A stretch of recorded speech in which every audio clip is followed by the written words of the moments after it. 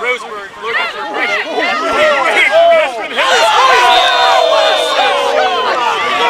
Harden dives, catches and scores. But here comes the Serbia. And Serbia goes to one, fake, finishes.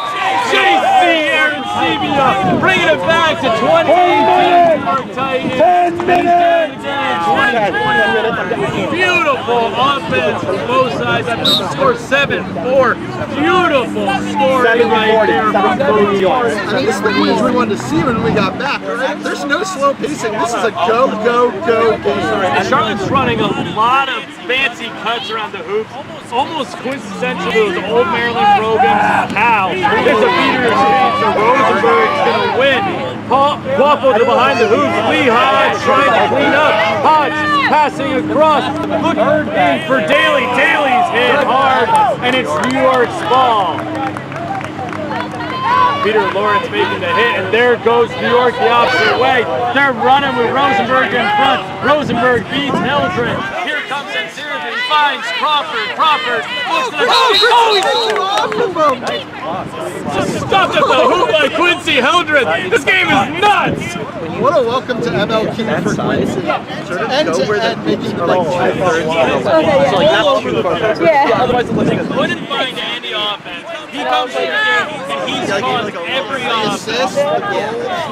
And the defense is beautiful. He's playing on fire right now. I'd like to see either LeBeau or Wang back in this game because there's just not been that same level of control with Charlotte. 7-4, 7-4, New York. The score is 70-40, New York leads. Hildren finding Hodge on the right side. Pressured by Rosenberg. Over the top to Howard. Howard is driving. Howard is passing to Daly. She's not going to be able to come up with it. JC jumps off the ball. Started career with Miami. Rosenberg goes really aggressive. It's opening up a no bludgers for Encebia. Spin move past Howard. Fake past Hildren. Another fake. Easy goal. He's so good at those pump fakes. He gets everyone jumping and he just easy finishes. Because the problem is you have to commit to get circle. So he knows that. I believe that's a hat trick already for him. Oh, absolutely. 8-4 to score. Presley back in for Charlotte.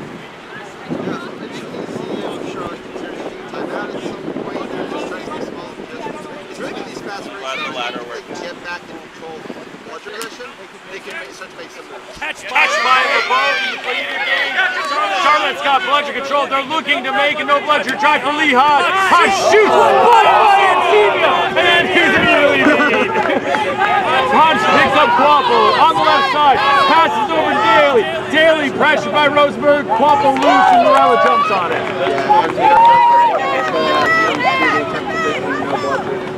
But yeah, a little bit more. I have to go get the goal room. It's just so hard to get through this New York team. And again, John, fix the hoop. Much close as there was not much opening there. Now Peter sub coming from New York. Frank Vincent back in the game with Kerry Donnelly. He tried to make a play here and open up. They have much control and Syracuse behind them. Davis looking to pass. There's an open look. Here comes Fox with Waffle. Fox jumps. He shoots. Coach City. Big goal for Daly. You know, this New York team did not have the Waffle depth in 2016. They were so reliant on a couple of lines to make the whole run. Getting players like Dan, Fox, and JC and Olivia back in the roster is just so big for this team. I mean, you're seeing players like Taylor Crawford, Mo Haggag, even Lindsay Morello getting more breaks than they were. Not Lindsay, she's been the whole day. Presley's driving with Quavo, looking to pass across.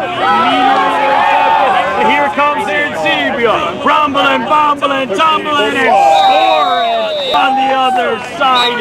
9-4, 10-4. His president is known back in the took the sub off. Getting John Jackson back in the game. But yeah, there's John, another player who's been able to get a little bit less than and a well-timed. They're going to need to figure out. These fast breaks are killing them. Charlotte doesn't have bludger control. Their defense just doesn't really know how to handle this New York team.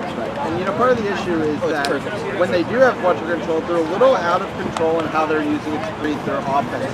So that even when they're getting a really nice goal opportunity, sometimes it just ends up being a no bludger the other way, which is not good enough. 1-to-1 is not actually getting you any backs. No, especially for a team where you can't stay within 3 for a snitch range. You gotta stay close with that score. You gotta keep it in a situation where you're not looking at a gigantic amount of goals to come back for the second half of the game. So as long as they can come out of this time, get a couple of goals, keep it close, then they're fine. 45 seconds! Yeah, I'd like to see them just regroup, maybe slow the pace down a little bit, realize that if they sit back with their game time is 13:55. It's going to be a lot harder for New York to score. I think most of the Titans' goals have come on the fast break. A couple early on to break down those 2-2 zones, but largely lately on the fast break. And then just try to create on offense. We saw some nice cuts. You can create goals out of those cuts without over-committing your beaters. I got a big what they can bring out here. Logan Hartman has been really the big key to those cuts. He's in great position, makes great quick cuts. He's been open every time. They need to look for him right now, especially if they don't have a beater. Try to find him. That's been their biggest scoring chance.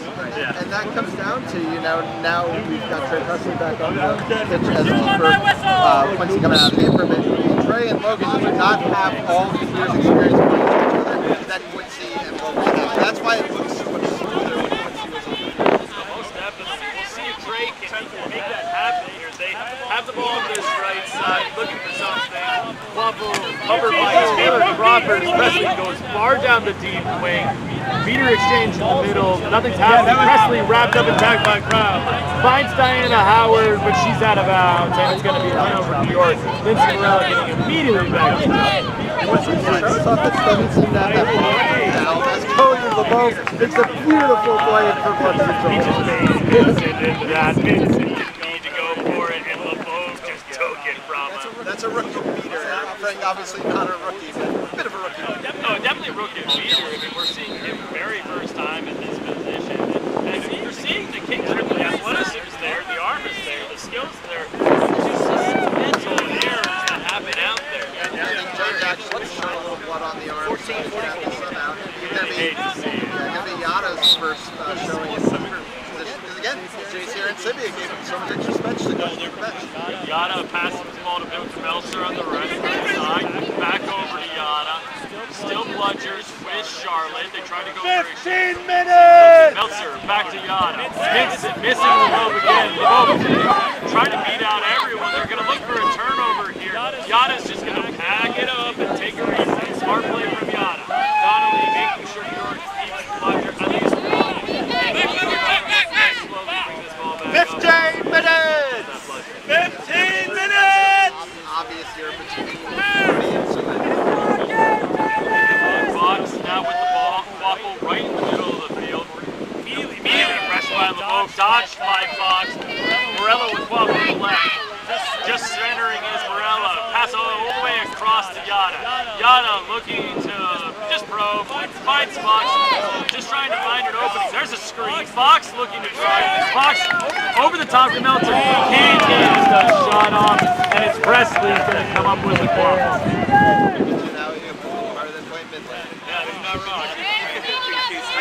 Well, Presley with Waffle right in the middle field. Harry Wade come back taking out Cody LeBeau after the missed feed. We'll see if Perry can make something happen with Richard. Richard gets a beat on Donnelly. Dodges the Mincy beat. Here comes Presley driving. Blocked by Yada. Yada looking to beat. He's immediately beat. Presley looking to drive. Passing over the top. Scores! Going down with the hoop just throws it through it. But yeah, that was a great cut by Speckroot. I thought Presley might notice it a second too late. I think we're going to get it. I think we got a broken hoop, it looks like. But the goal's going to be good. So, big reversal by Speckroot. We wanted to see a big weekend out of Speckroot. I believe that's her first goal there. That is her first goal of the day. And she looked good on that cut. She was wide open, top player, able to make those cuts on the outside. She was able to make something happen again. Little quick drive into one cut. That's how Charlotte's offense works. And if they can keep finding those, they can keep getting goals. And a more controlled way of getting one control and no bludger situation. Sulin won really easily at the top there. Perry was able to clean it up from there, and he gave them even after the first 16-30. then got them possession. 16-30. But yeah, I think it's all the Charlotte offense to do if they have budget control, and to make sure you keep that budget control so that you can continue to have success in the Waffle game on defense. Yeah, absolutely. Big question is, New York is giving up these little cuts. I know they're playing a zone, but they're just letting these cuts just jump right in front of them. They're not even getting a body. Waiting to put that goal. And Charlotte's just being picked apart at every time. Charlotte going with that offensive strategy. New York has to adjust. Yeah, I mean, mark defense, right? It's an effort. Anybody can play mark defense. It's just about putting the work in. We saw early on, I think it was Ryan Davis trying one of these cuts basically, and Lindsey was draped on him like a blanket, and there was no room to feed that passes.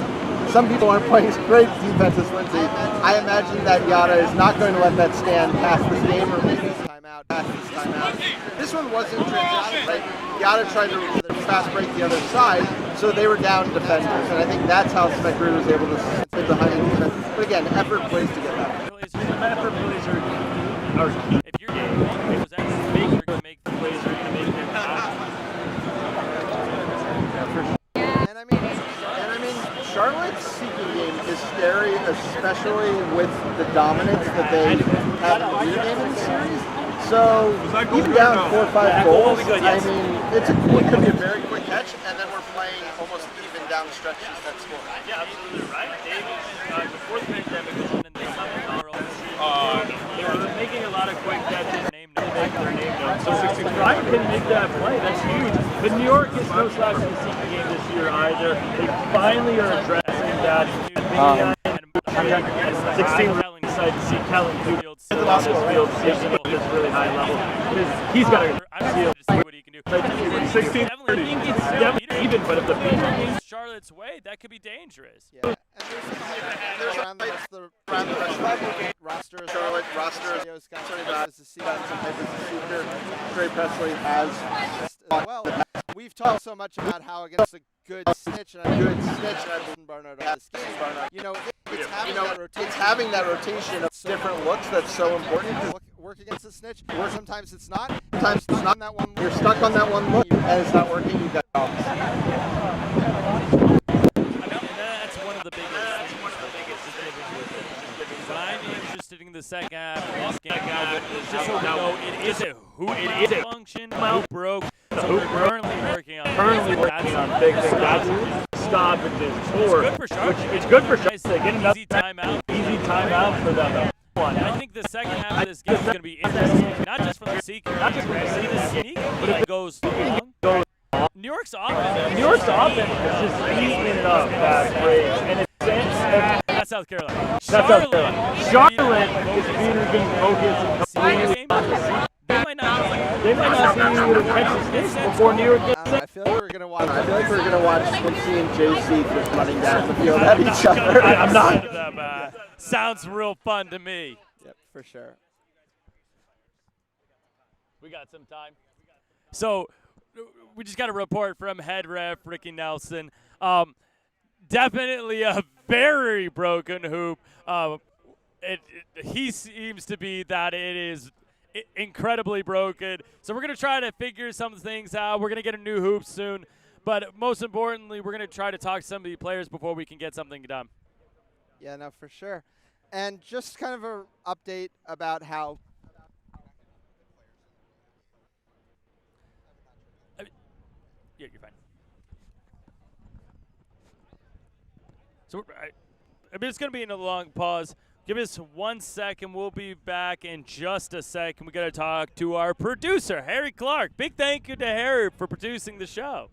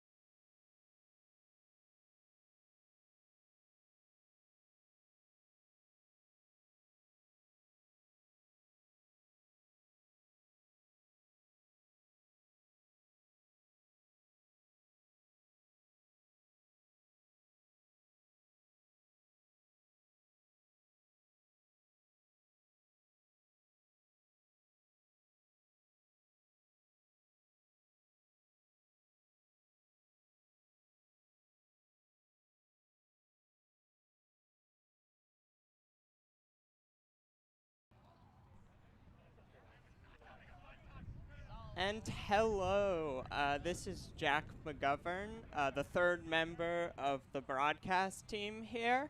I'm here with Rochester Whiteout head coach Solly Gominiak. I'm going to ask them a couple questions while we wait for this hoop to be fixed. Solly, welcome to New York. How do you feel being here? Did you get down all right? Yeah, honestly, everything's a lot bigger than Rochester. It takes a little bit longer to get from point A to point B, but yeah, no, it's great. Yeah, and through the first 10 minutes plus of this game, what are you seeing from New York and the trial expansion team, the Charlotte Aviators? Yeah, I'm seeing a lot of people like excited to play Quidditch again. You know, both sides hustling. I see great beater plays from people we expect them from, and honestly, like a killer chasing line from Titans. You know, just kind of what we expected, and all in all, like good to be here. Yeah, definitely. And you, for the Whiteout, talk to me about your expectations heading into this Super Series where you'll play both New York and Charlotte. Yeah, obviously we're looking at like two tough matchups, especially for like a new team where, we're kind of like rebranding a little bit, like trying to develop a couple new play styles, really mesh with the college teams that we've kind of acquired players from. So I'm super excited to see what we, look against, established teams here. Like, yeah, talk to me a little bit more about that. The college teams that you're working with as a program and the players who are new to the team. What are you looking for as head coach, especially from some of those younger players? Yeah. I'm looking for everyone to get experience and have a good time. Like, honestly, I want everyone handling the ball. I want everyone, like, being able to make their own decisions on the field. You know, I don't want play dictated by like one and two players. I want it to be like a full unit, Like I want everyone to feel confident while they're out there. Great. Well, we're looking forward to seeing you and the Rochester Whiteout, and it looks like we have a hoop, so thank you, Solly Gominiak.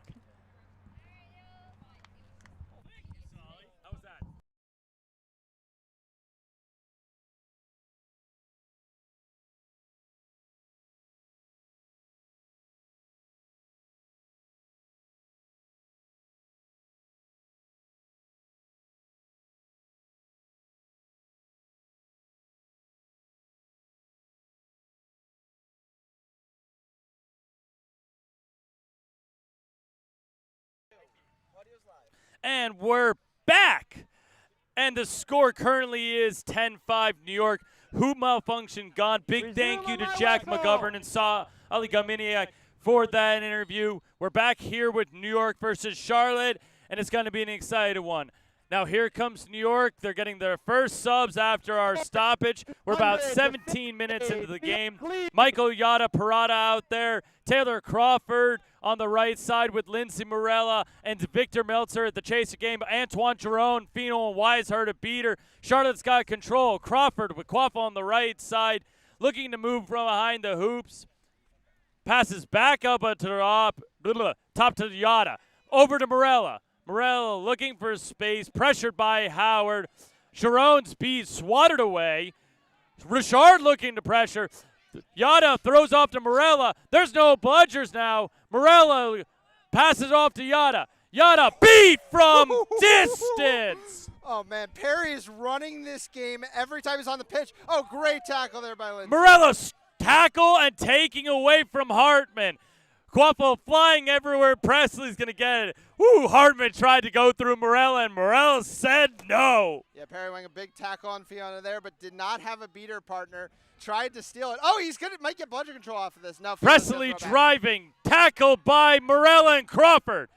Ball loose in the ground. Yada picks it up, slows it down. Presley's really had a hard time getting through this physical New York defense. And Benadio just created no bludger with a way too aggressive play for bludger control. Yada's pass over the head of Meltzer. Meltzer drives, pass over the top to Crawford. Crawford, one-handed catch, fake and score.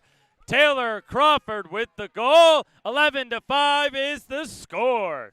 Yeah, a little over-aggressive there by Bonadio. But on that last defensive set, 2 huge tackles by Morella to slow down the offense when the beaters weren't there, eventually allowed them to regroup and get the stop. Quincy Hildreth back on the field. We were talking about Trey's struggles on the offensive side. We know Quincy is not having those today. No, Quincy's been on fire all day.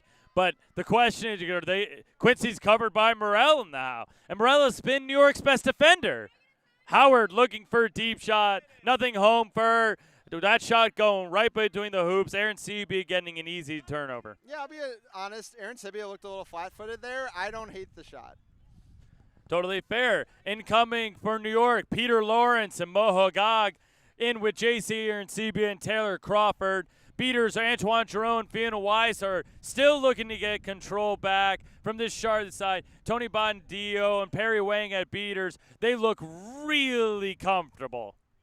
Yeah, and we just need to make sure they can maintain that comfort. Obviously, Antoine Giron, a much younger beater from the NYU program. This is really his first time against those club-level beaters or even MLK. Lawrence looking for a drive, finds Aaron Sebia. Aaron Sebia shaking off a tackle, and he's going to take a reset as Charlotte beaters just dominate the play. Yeah, this is a very one-sided situation. Well, New York able to keep Quaffle, and another big beat by Bonadio. He's all over the place. Big throw, big movement. Crawford passing over to Aaron Sebia. Aaron Sebia fakes. Hodge wraps up. Hodge loses his broom. Wang makes the beat as Aaron Sebia shoots. Aaron Sebia's shoot goes high. Great defense from Charlotte. Yep, and that is going to be the 20-minute mark.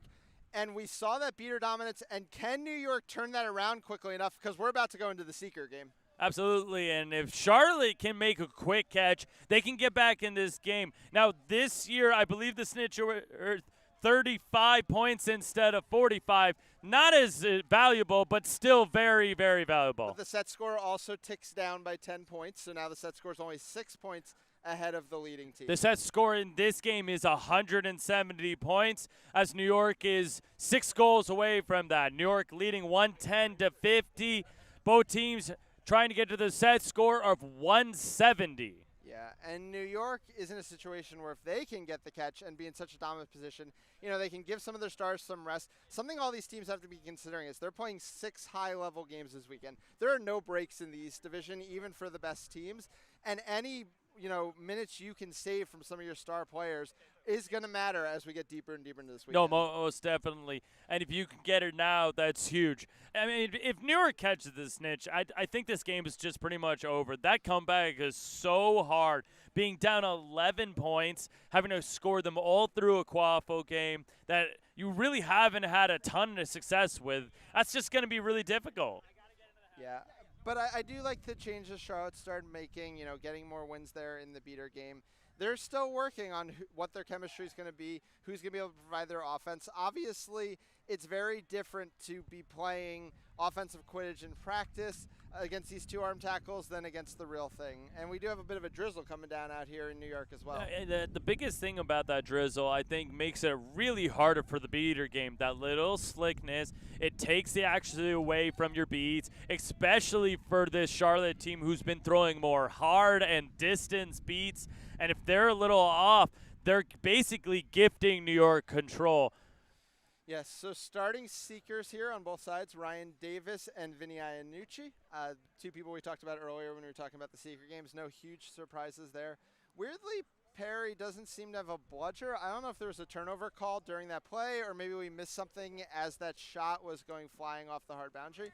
But it is actually going to be New York with the advantage. It's going to be interesting to see if they do any subbing before we get to the Seeker play. Yeah, most definitely. They have a couple seconds before those Seekers are released.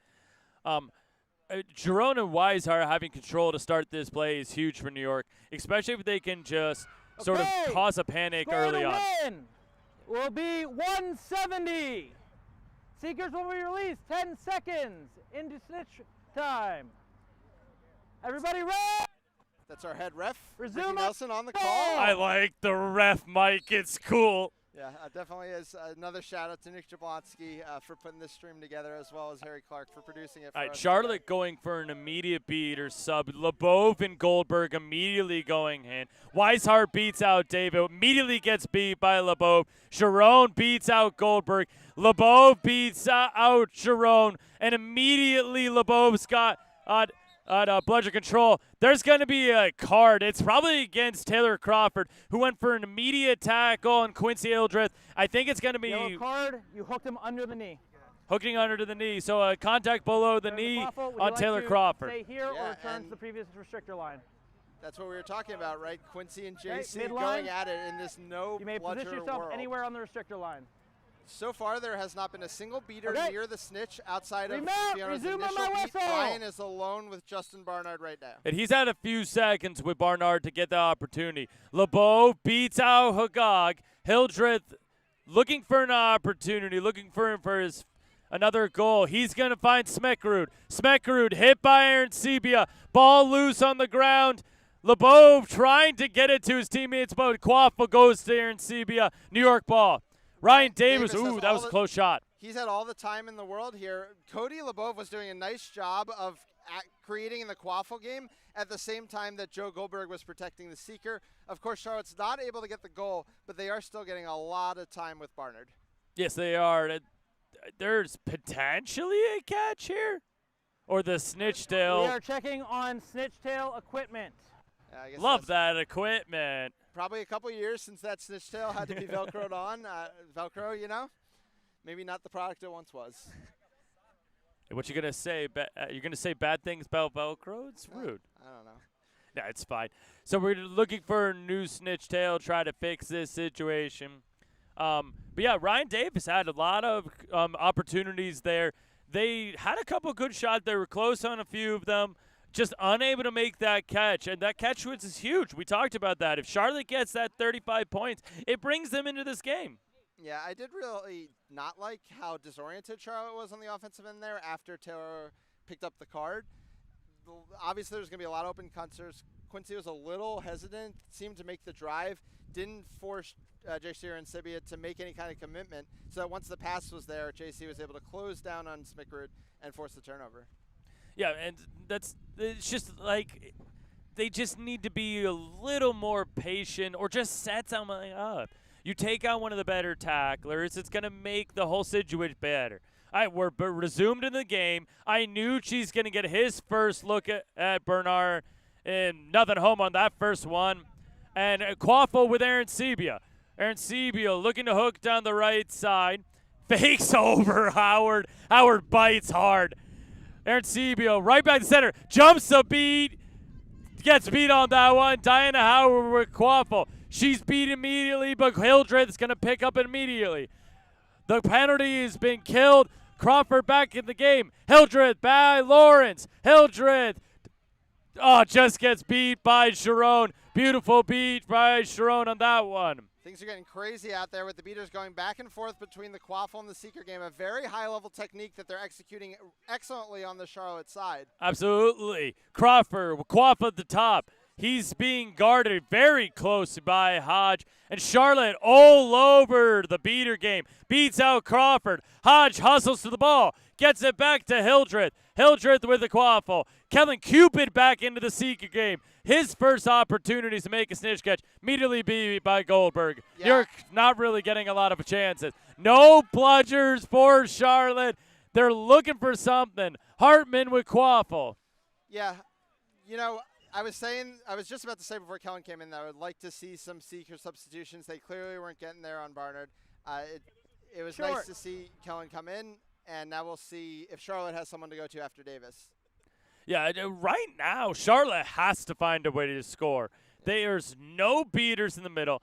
Run some type of offensive play that was working for you. Those little quick cuts, a little drive into a cut, trying to make something happen here because you have no bludgers. This New York defense is in a worse position than they were. And if this New York defense is not going to cover Lee Hodge, he can make something happen. Yeah, I'd like to see some picks as well. I mean, you're not going to get past Tara Quaff or, you know, a pass to the wing, but then attack off the wing. You know, Hodge gets on the wing, doesn't do much with it, just very patient, finds Hildreth. this Charlotte team's really comfortable not doing anything right now, just being patient. CJ Jr. in the middle of this beater game right now. He's now starting to move over to Seeker. Ball with Smekrud on the back right side. Hildreth is going to overlap, take this quaffle around the back of the hoops. Hildreth looking for an attack. He gets by Lawrence. Hildreth into Crawford, over the top to Hodge. Hodge catches, Hodge drives, finds Hartman. Beautiful passing play. Hartman scores 11-6. It's always Hartman finding those great little cuts through the hoops, using his body to box out his defender so they can't follow through the hoop, and then he's just squaring up, taking a pass, and flipping it through. And that's been huge. And a big catch. It's Callan Cupid who's caught the snitch for New York. And a little salsa shake over there if that's good. I like that from Cupid. Yeah, you got to have some fieriness in your Seekers. That's a big catch. That's probably just about going to put it away. Charlotte was just looking to inch back, got the goal in the Quaffle game, but now it's going to be a long road back. Catch New York's is only good by Warriors. That is a good catch. The score is 145-60. Score is 150-60. What is it? Score to win. Sorry, 140. Oh, 150. 150-60. Score to win is still 160. All right, score to win is 160. 35, so it's not 150. It's 145. The score is, in fact, 145-60. So they are 3 goals away, not 2. The Snitches were 35 points, not an even 30. Yep. Score to win Set is score of 60 170. points Score over. is So now both 145. numbers were dropped 60. 10 points from 2019.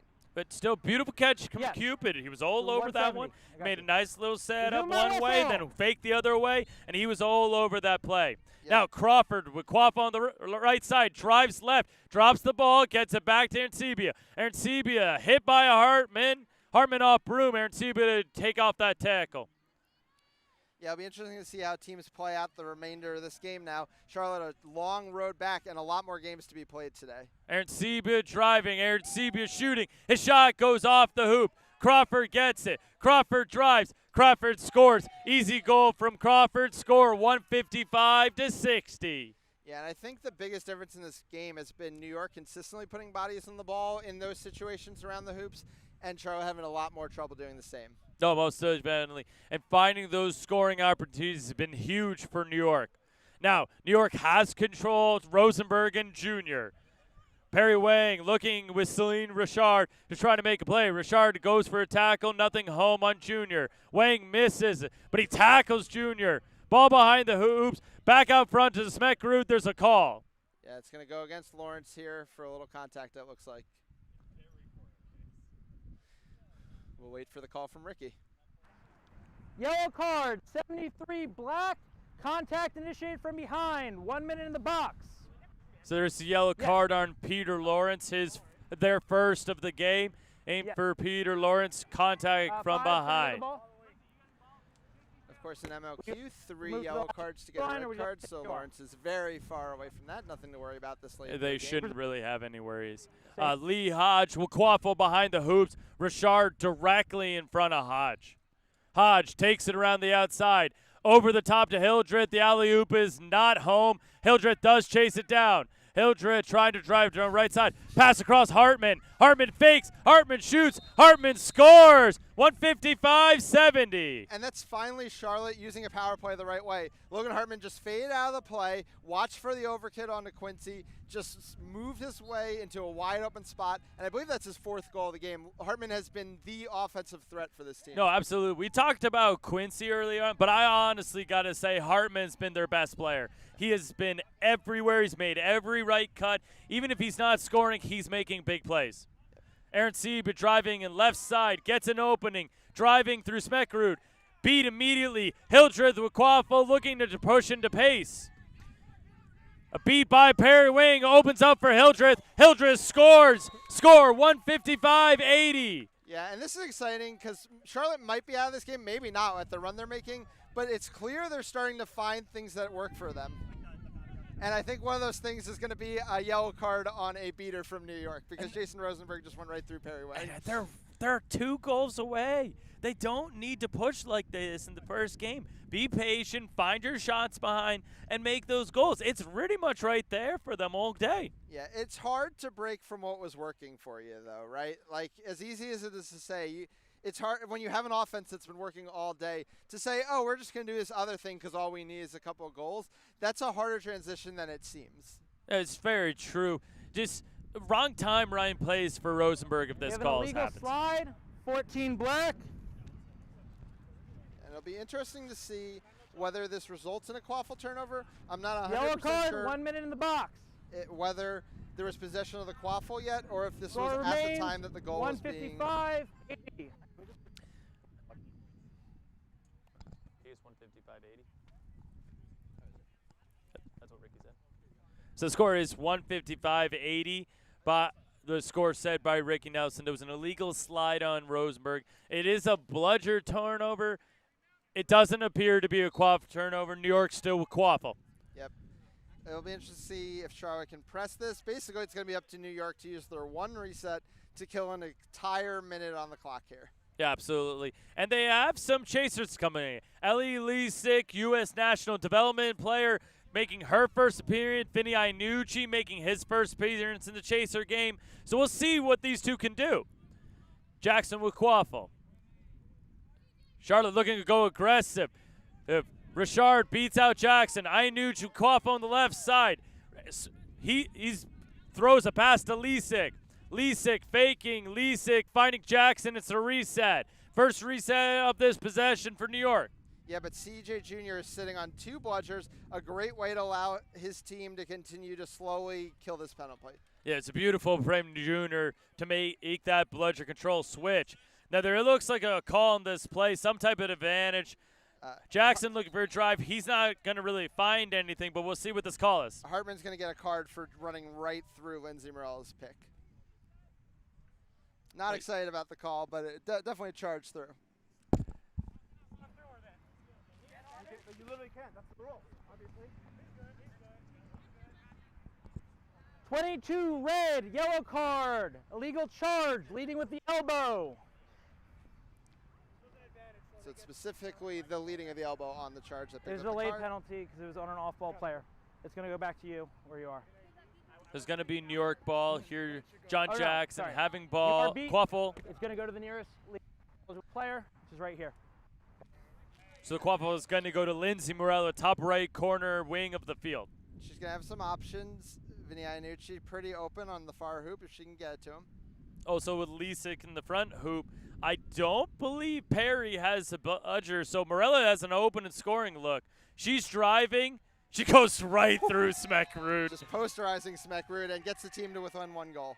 Beautiful dunk by Morella. They went to all her passing options. She said, I'm going straight through. Yeah, always a statement performance from Lindsay Morella. That's how she plays. She's always dominant, making the right play every time. Really physical, dominant player. Yeah. All right, Quincy Eldredge bringing Quaffle up the center field. Bonadillo and Richard in front. First time we're seeing Presley and Quincy on the field together. And at this point, why not? You're 1 goal for a loss, so look for whatever you can. Hildreth being patient, taking a pass to Hodge. Beautiful cut from Hodge into the goal. Yeah, and this team needs Quincy running their offense in their future games because he's the only one who seems to be able to find these cuts that the team is obviously willingly making. Yeah, and if you're going to make those cuts, just got to find them. It's a beautiful play. And Hodge open all day. And another play like that where Charlotte finds a goal. 90 points in this game. Really valiant scoring effort from the Charlotte team for first ever MOQ game. Yeah, and you have to talk about how much chemistry this New York team has, how long they've been playing together, and the fact that huge segments of the Charlotte team have only been playing together for a few weeks. Absolutely. Now with Quaffle back at the top, Jackson finds Iannucci. There's the game-winning goal. Nice little flick shot from Vinny Iannucci for his first MOQ goal of the season. New York is the winner, 175-90 for our first game of the MOQ East Division.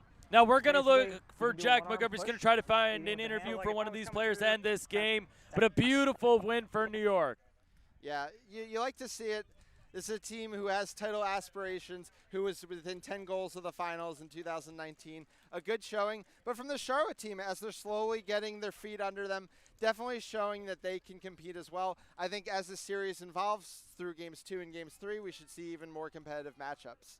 Absolutely. I'm really excited to see where the Charlotte team goes. They were very fun, really good in the beater game. They have a nice little passing offense. It's really fun to watch. And this New York team, the key right now is finding those beaters that can really open up their chasers. Their quaffle line is so dangerous and so deadly. Yes, so it'll be interesting to see. We've got our next game. New York's going to have to come right out and play Rochester. And I think this New York team, they have some turnover in the rosters. They're going to be bringing in some fresh legs. I think they should be the favorites, but I think it should be another good matchup. I'm really excited to see what this game has to be said, with Rochester getting their first games of the season against New York. All right, so I think Jack's going to pull over a player in a second. We're just going to cut the audio for a couple minutes here, get set up, and we'll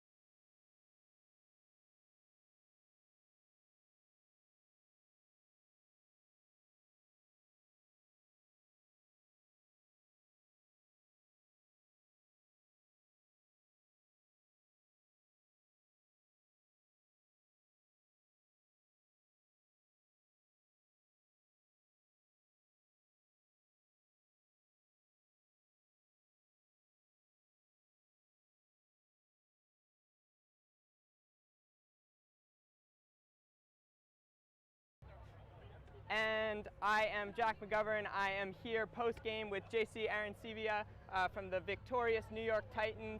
JC, US played in 2018, didn't play 2019, and then we had a pandemic. How does it feel to be back and winning with the New York Titans?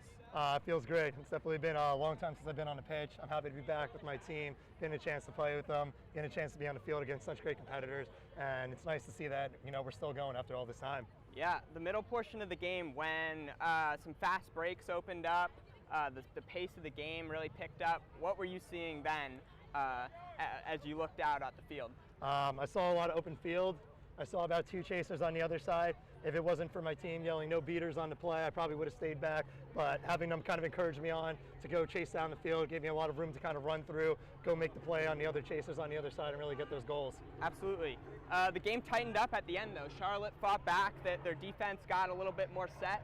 As you look forward to the next games against Rochester and especially against Charlotte again, how are you going to look to like break down those teams, you know, looking forward? You know, it's not going to be as simple as just kind of faking on these teams now that they're starting to remember how I play, my style. So it's definitely going to cause me to step a little bit out of my comfort zone and try some new things to make sure I keep them on their toes. Yeah. All right. Thank you, JC. Appreciate it. And Yeah, good luck the rest of the day. Thank you so much, brother.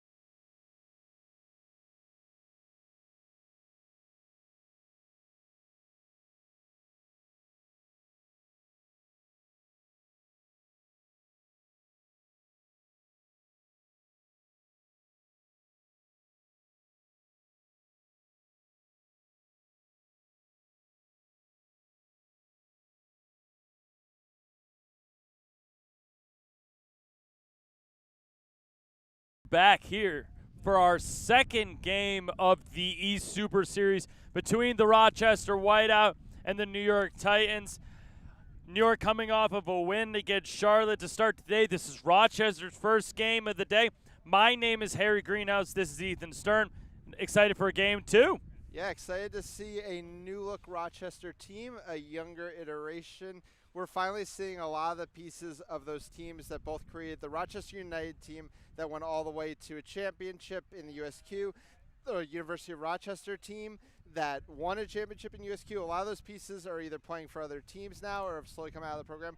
This is a younger group, and I'm excited how, with the leads of the Bassam Ashkars and the Solid Egomaniacs and the Alyssa Giarassos, can perform. I think they can definitely perform at a really high level. Bassam, I think, is poised for a star season. He's been dominant in years past, a former MVP in, I believe, 2018. Not as great a 2019 season, but they have a young core made up of Syracuse, RIT, even a little bit of RPI and some of the MQC teams. So it'll be interesting to see how they stack up against this New York team. Yeah, it'll be interesting to see what happens in the beater game as well. Not that many veteran returners in the beater game compared to the quaffle game. Obviously, Patrick Callahan's still going to be around. Emily Hickmott has played beater for multiple programs in MLQ. This is her first year with Rochester. And Laura Hasselnop has been all around for a long time. But otherwise, it's going to be some of these younger beaters. It's going to see who they lean on. In fact, Cody Kiefer's even wearing a black headband right now. So really, we could see anybody out there. Yeah, and you could easily see anybody out there. I'm looking for Josh Tromblin and to make a big impact. Oh, my God, words are hard. I'm looking for him to make a big impact in this game. And I think it's going to be interesting to see what New York does. Their chaser game, they're nowhere in CB in this game, into this series, and he was a big factor in that Charlotte game. Yeah, I think New York is banking a bit on this being one of their less close matchups and trying to get some rest for some of their stars and some minutes for some of your younger players. That's obviously always a risk. You're taking a gamble doing that. Obviously, I have plenty of veterans still in the roster that can control things as necessary. But, yeah, it'll be interesting to see exactly what kind of lines New York uses, if we're going to see the same top lines or if maybe some younger players starting the game. And if we're looking for younger players, I'm looking at Peter Lawrence, Ellie Lisek, and even Vinny Iannucci to make big step-ups in the quaffle game in this one. Yeah, Isaac Serna-Diaz as well from the Rutgers program. A lot of hype around him. I hope to see him get some minutes. He's one of their more up-and-coming beaters. Frank Minson, I believe, is on this roster as well. So we saw him beating some in the first game.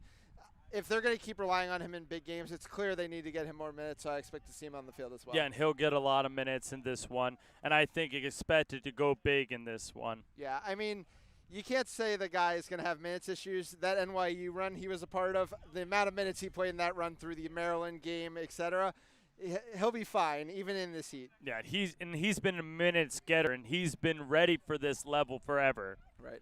Yeah, it's cool to find this team, finding a spot for him. Obviously, they have a lot more quaffle talent than they did in 2019. We were talking about in that first game. And they said, hey, you know, we have a bit of beater deficit.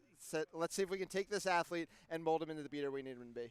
And if it works, they're in a huge position of strength. It allows them to, you know, use this chaser depth and really bring some high-level athleticism to this beater game. Yeah. And just a bit of a programming schedule. So we're in game 2 of our Super Series here. We're starting our series of the week in our next game featuring Rochester and Charlotte. It's a big series. Something we haven't had a chance to talk to about is that the East stakes are so high this year because all 5 squads are so good. Somebody has to not go to championships, and the top 2 spots are both direct access to the quarterfinals of championships. Every single game matters for this. If you go 0-6, let's say, this weekend, you know you have 3 games left against the defending champions in Boston, and Washington is no slouch. So if you can't get wins today, you're instantly on the bubble to not make championships. Every game is so meaningful, even on opening day. And even for those top 2 spots, you're running into that same situation. Yep. It looks like we're about to start the game. We're about to flip over, head right out into the field. We're going to get it started. Thank you all for joining us. I'm Harry Greenhouse. This is Ethan Sturm. I believe our head ref is still Ricky Nelson. Yeah. I believe so. Yeah. No, I think Chris LeComte might be taking this game. That's not Chris LeComte. Yeah. I don't know where Kansas. I think it's still going to be Ricky Nelson. It looks like it's still going to be Ricky Nelson. Starters are jumping on the line for both teams. For New York, it's Mike Lee at chaser with Peter Lawrence, Lindsey Morella, and John Jackson at the keeper. At beater, Michael Parada and Frank Minson, same starters from last game. Yeah, I'm excited to see some of the youth right off the bat on this Rochester's team. It looks like Jack Mosley is going to be running rooms up, and I believe that's Caleb Van Buren as well. It's definitely Jack Mosley. For Rochester, starting in the beater game is Cody Kiefer and Emily Hickmott. At keepers, Bassam Ashgard, like we talked about. Alyssa Giarosa, one chaser. The other one, Jack Mosley. Yeah, and that is Caleb Van Buren. It is very much Caleb Van Buren. So it's going to be an interesting start. Yeah, definitely going veteran in the beater game. I mean, Cody and Emily. Cody maybe not as many years as a beater, but definitely a veteran player. And Emily's been doing it at both positions for a very long time. But a little more youth in the Quaffle line. It's going to be interesting to see what they can bring to the program.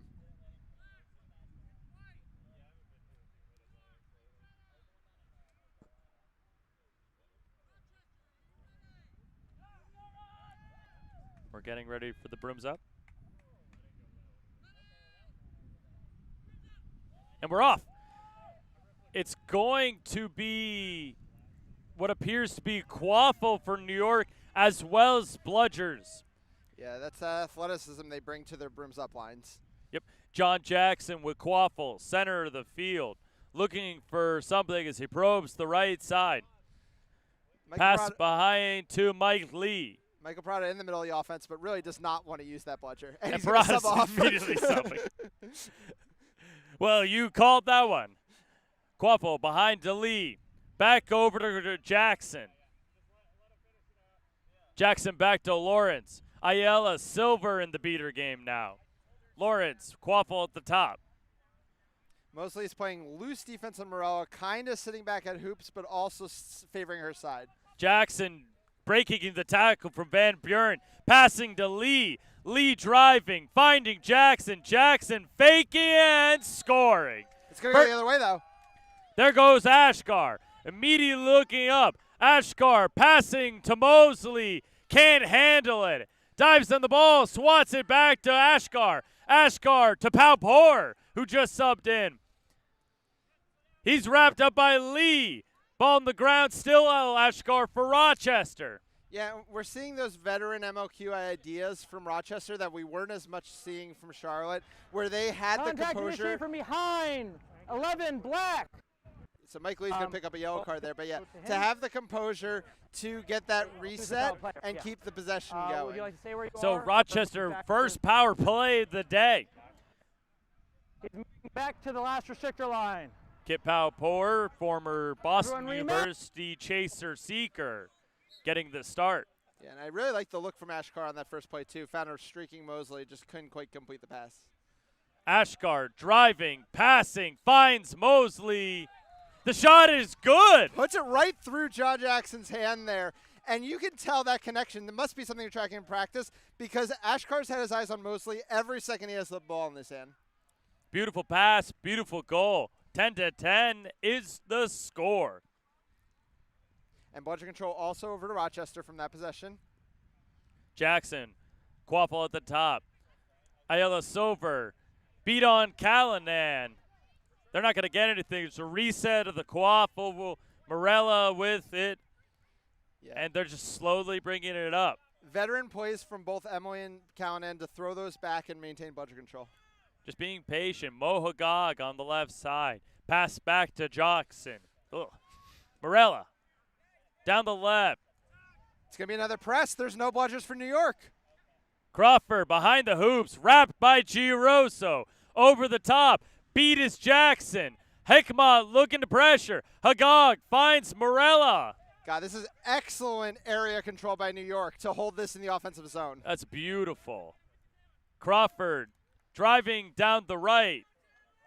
That was Austin-esque in the way they were able to keep that possession. They were. Jackson driving, wrapped up, looks behind, finds Morella. Morella gets beat as she shot. And Crawford chases it down. Yeah, nope, out of bounds. Rochester ball. Really nice defense from Rochester. Yeah, and that's been a fixture of this program since the beginning, right? That physicality. Alyssa Giarasso is one of the main factors in that. Made a huge stop on Jackson behind the hoops, as we're going to see them go the other way now. Hagag tackling Giroso hard. Yeah, Mosley threw Giarasso a bit of a hospital pass there. So we got a player down. We're going to take a break here. Scores 10-10 right now. And, yeah, good start from Rochester. They have looked good. Really physical, really hard defense, playing smart. Giroso able to get off the field of her own accord. Yep, Quaffle did go over to New York in that tussle, so Taylor Crawford's got the ball in a 10-10 game. Yep, Amanda Michaels coming in for Giroso. Yeah, substitutes in the beater game as well. Laura Hassenlup and Brady Groh Groh. in. Groh, tall, athletic beater from RIT. Hassenlob gets beat. Groh's beat, caught by Silver. Ayala Silver. Crawford, Quaffle, back right side. Pass, Paupor. Finds Parada. He drops the ball. Mosley picks up. Rochester ball. Yeah. And how many times have we seen veteran beaters just take easy grabs from some of these younger beaters attempting a beat? They need to be ready. You cannot throw to the chest area of a veteran beater. No, you can. And when you do that, it's just killer. They did manage to get bludger control in the scrum there, so good athletic play to maintain. Absolutely, and that's huge. Ashgar looking to drive it, blocked by Yada. Yeah, he was never fooling Yada there. Yada was on his back foot, fading back, not forward the whole time. It was way too easy. I liked it better when he had those cuts he was looking for. We've seen from the Charlotte series how hard it is to drive through this New York team. Absolutely. And when you're trying to go through them, especially with shots, it's not going to work. Yeah. Yada, Quaffle on the left side. It's got Weishart and Junior in front. Hagag on the back side, covered by Michaels. Hagag past one, wrapped up by Mosley, finds Crawford. Crawford driving, Crawford shooting. No good on the shot. Parada picks it back up. Yada looking for something. Weishart looking to pressure Mosley off. Yada with Quaffle back at the top of the zone. Bludgers, though, still with Rochester. They continue to look square. They're keeping in this kind of hybrid zone here. 2 in man up top. Brady Crow with a big zone beat by on hoops. Parada, and here goes Jack Mosley down the field. Mosley's flying. Mosley scoring. Mosley already 2 in the bag. A huge performance here for the young RPI player. Yeah, and with another year at RPI, he's going to look good for that team. 20-10 to score. Rochester coming out hot. Yeah, a really nice showing here right off the bat here. Ashker's going to take his first sub, though, and that's kind of going to be the turning point. Tommy O'Connor coming in from the Duke program. You know, so many young players that we haven't gotten to see at this highest level now subbing into these games. It's great to see, but obviously not the veteran status that Bassam holds. No, but it doesn't matter at the moment because they're just playing really well right now. They're playing physical, smart defense. That's huge. Paupor's been everywhere as well. He's all over Hagag right now. Hagag just passing way up at the top to Morella. But Morella's getting beat immediately by Groh. They're going to take a reset. Another reset. And Groh, composed, gets back into his keeper zone. They force so many resets already out of this New York team because they cannot break down their bludger control. And this New York team has no answer in this beater game right now. Yeah. They're just trying and can't find anything. Oh, Harrison Loop did lose the ball there, but she's going to be able to recover it. Quaffle behind with Hagag. Hagag looking to drive. Hagag shooting. No good. Yada with the ball. Yada passing over to the side to Fox. Fox looking to drive, passes over the top to Hagag. Hagag catches. Hagag fakes one way. He gets looking to get past Paupor. Can't do it. Hagag driving, shooting. Goal is good. Beautiful play by Hagag. 20-20 is the score. Yeah, great passing there by New York. Because, you know, the thing is, Rochester's been physical enough defensively that it hasn't forced the beaters out of their comfort zone, which is why they can't get bludger control. They need to keep making these passes to stretch this defense. If the hits are too easy, it's just not going to work out. And speaking of the hits being too easy, Sally Gominiak just subbed in the game for the first time. And we do love to see when Sally Gominiak comes in. They're just such a physical player. As well in the game is Ben Stonish. At the beaters, it's Josh Tromblin and Maddie Fordham. Stonish over to O'Connor on the right side. O'Connor sees CJ Jr. and Fiona Weishart with New York with bludgers. O'Connor handoff to Gominiak. Gominiak driving a card across the middle, but he's going to slow down as Fox is right there. Gominiak just probing. They take a shot. It's a pass behind to O'Connor. O'Connor gets it back out to Stonich, and it's right back to Kaminiak. Just a nice little flare right there. This is the same composed passing we used to see from this Rochester program. Yep, and Kaminiak trying to get something. Kaminiak, they throw over the top. Intercepted by Yada. Yeah, Beautiful that felt a little play. forced. I mean, obviously, it took a great athletic play to defend it, but I would have liked to see a little more velocity. 100%. And it looked like this Rochester team was a little bit more confused on what to do when they didn't have control there. Yeah. I mean, we're a long way from that old diamond they ran with those giant cuts all the way back behind the hoops. I don't know if they're at that point there, but they're at least making nice plays. Yeah. Now, CJ Jr. pressuring in the beater game. He's got John Jackson behind him. John Jackson just probing the left side with Kaminiak at covering. Tomlin looking to fake on Jr. Jackson on this left side. Finally, bludger control in the hands of New York. What can they do with it? And they're just splitting right now. Weishart on the backside and looking on the weak side trying to make a beat on someone. Jackson just probing. And this is classic New York offense, right? They're always going to have those reset options. They're just going to try to tear these beaters apart slowly but surely. Fox looking to make a drive on the right side. He's faking. He goes behind to Mike Lee. There's that shot from Mike Lee from behind. Goal's good. That's New York all day. They've been finding that shot from behind the entire time. Yeah, Mike Lee and Taylor Crawford have both operated very comfortably at X against these zone defenses. It's the way to attack that defense because it forces either someone to step out on you, which is going to open up a hoop or a cut to a hoop, or it's going to force both players to stay flat, and then that middle hoop is almost always open because it's so hard to defend if you're staying flat. Absolutely, and when your beaters aren't really flying around the field, that's just even more open. Now, Rochester looking to answer right now. Tommy O'Connor in the middle of the field. Passing over to Stonich on the edge. Pressured by Weishart. Pass back up to O'Connor. O'Connor, nothing, still home. Weishart keeping control. Very disciplined right now from this New York group of beaters. There's a screen from Kaminiak. O'Connor looking to drive, and we're going to get a call. Yeah, we'll see what the call is here. But yeah, like you said, since Ashkar came out of this game, a little less composure here from Rochester. Not kind of that same experience with the ball in hand, which is something we talked about. 56 White. Illegal off-ball contact, leading with the shoulder. Yeah, our second That illegal is a screen. turnover. Yeah, our second illegal screen of the day already. 11 White right here. You know, a very Remount, specific resume technique, kind of setting those clean picks, something these teams are still getting a little bit used to. Here comes Mike Lee down the field. He's flying. He's scoring. And immediately on the penalty, there's a goal. 4-2's the score. You know, both Score teams is 40-20. You know, both teams have some goals, but really RPI has all the goals. You're really right now, honestly. All right, Tommy O'Connor bringing the ball back up for Rochester. He's got Tom Blinn in front of him.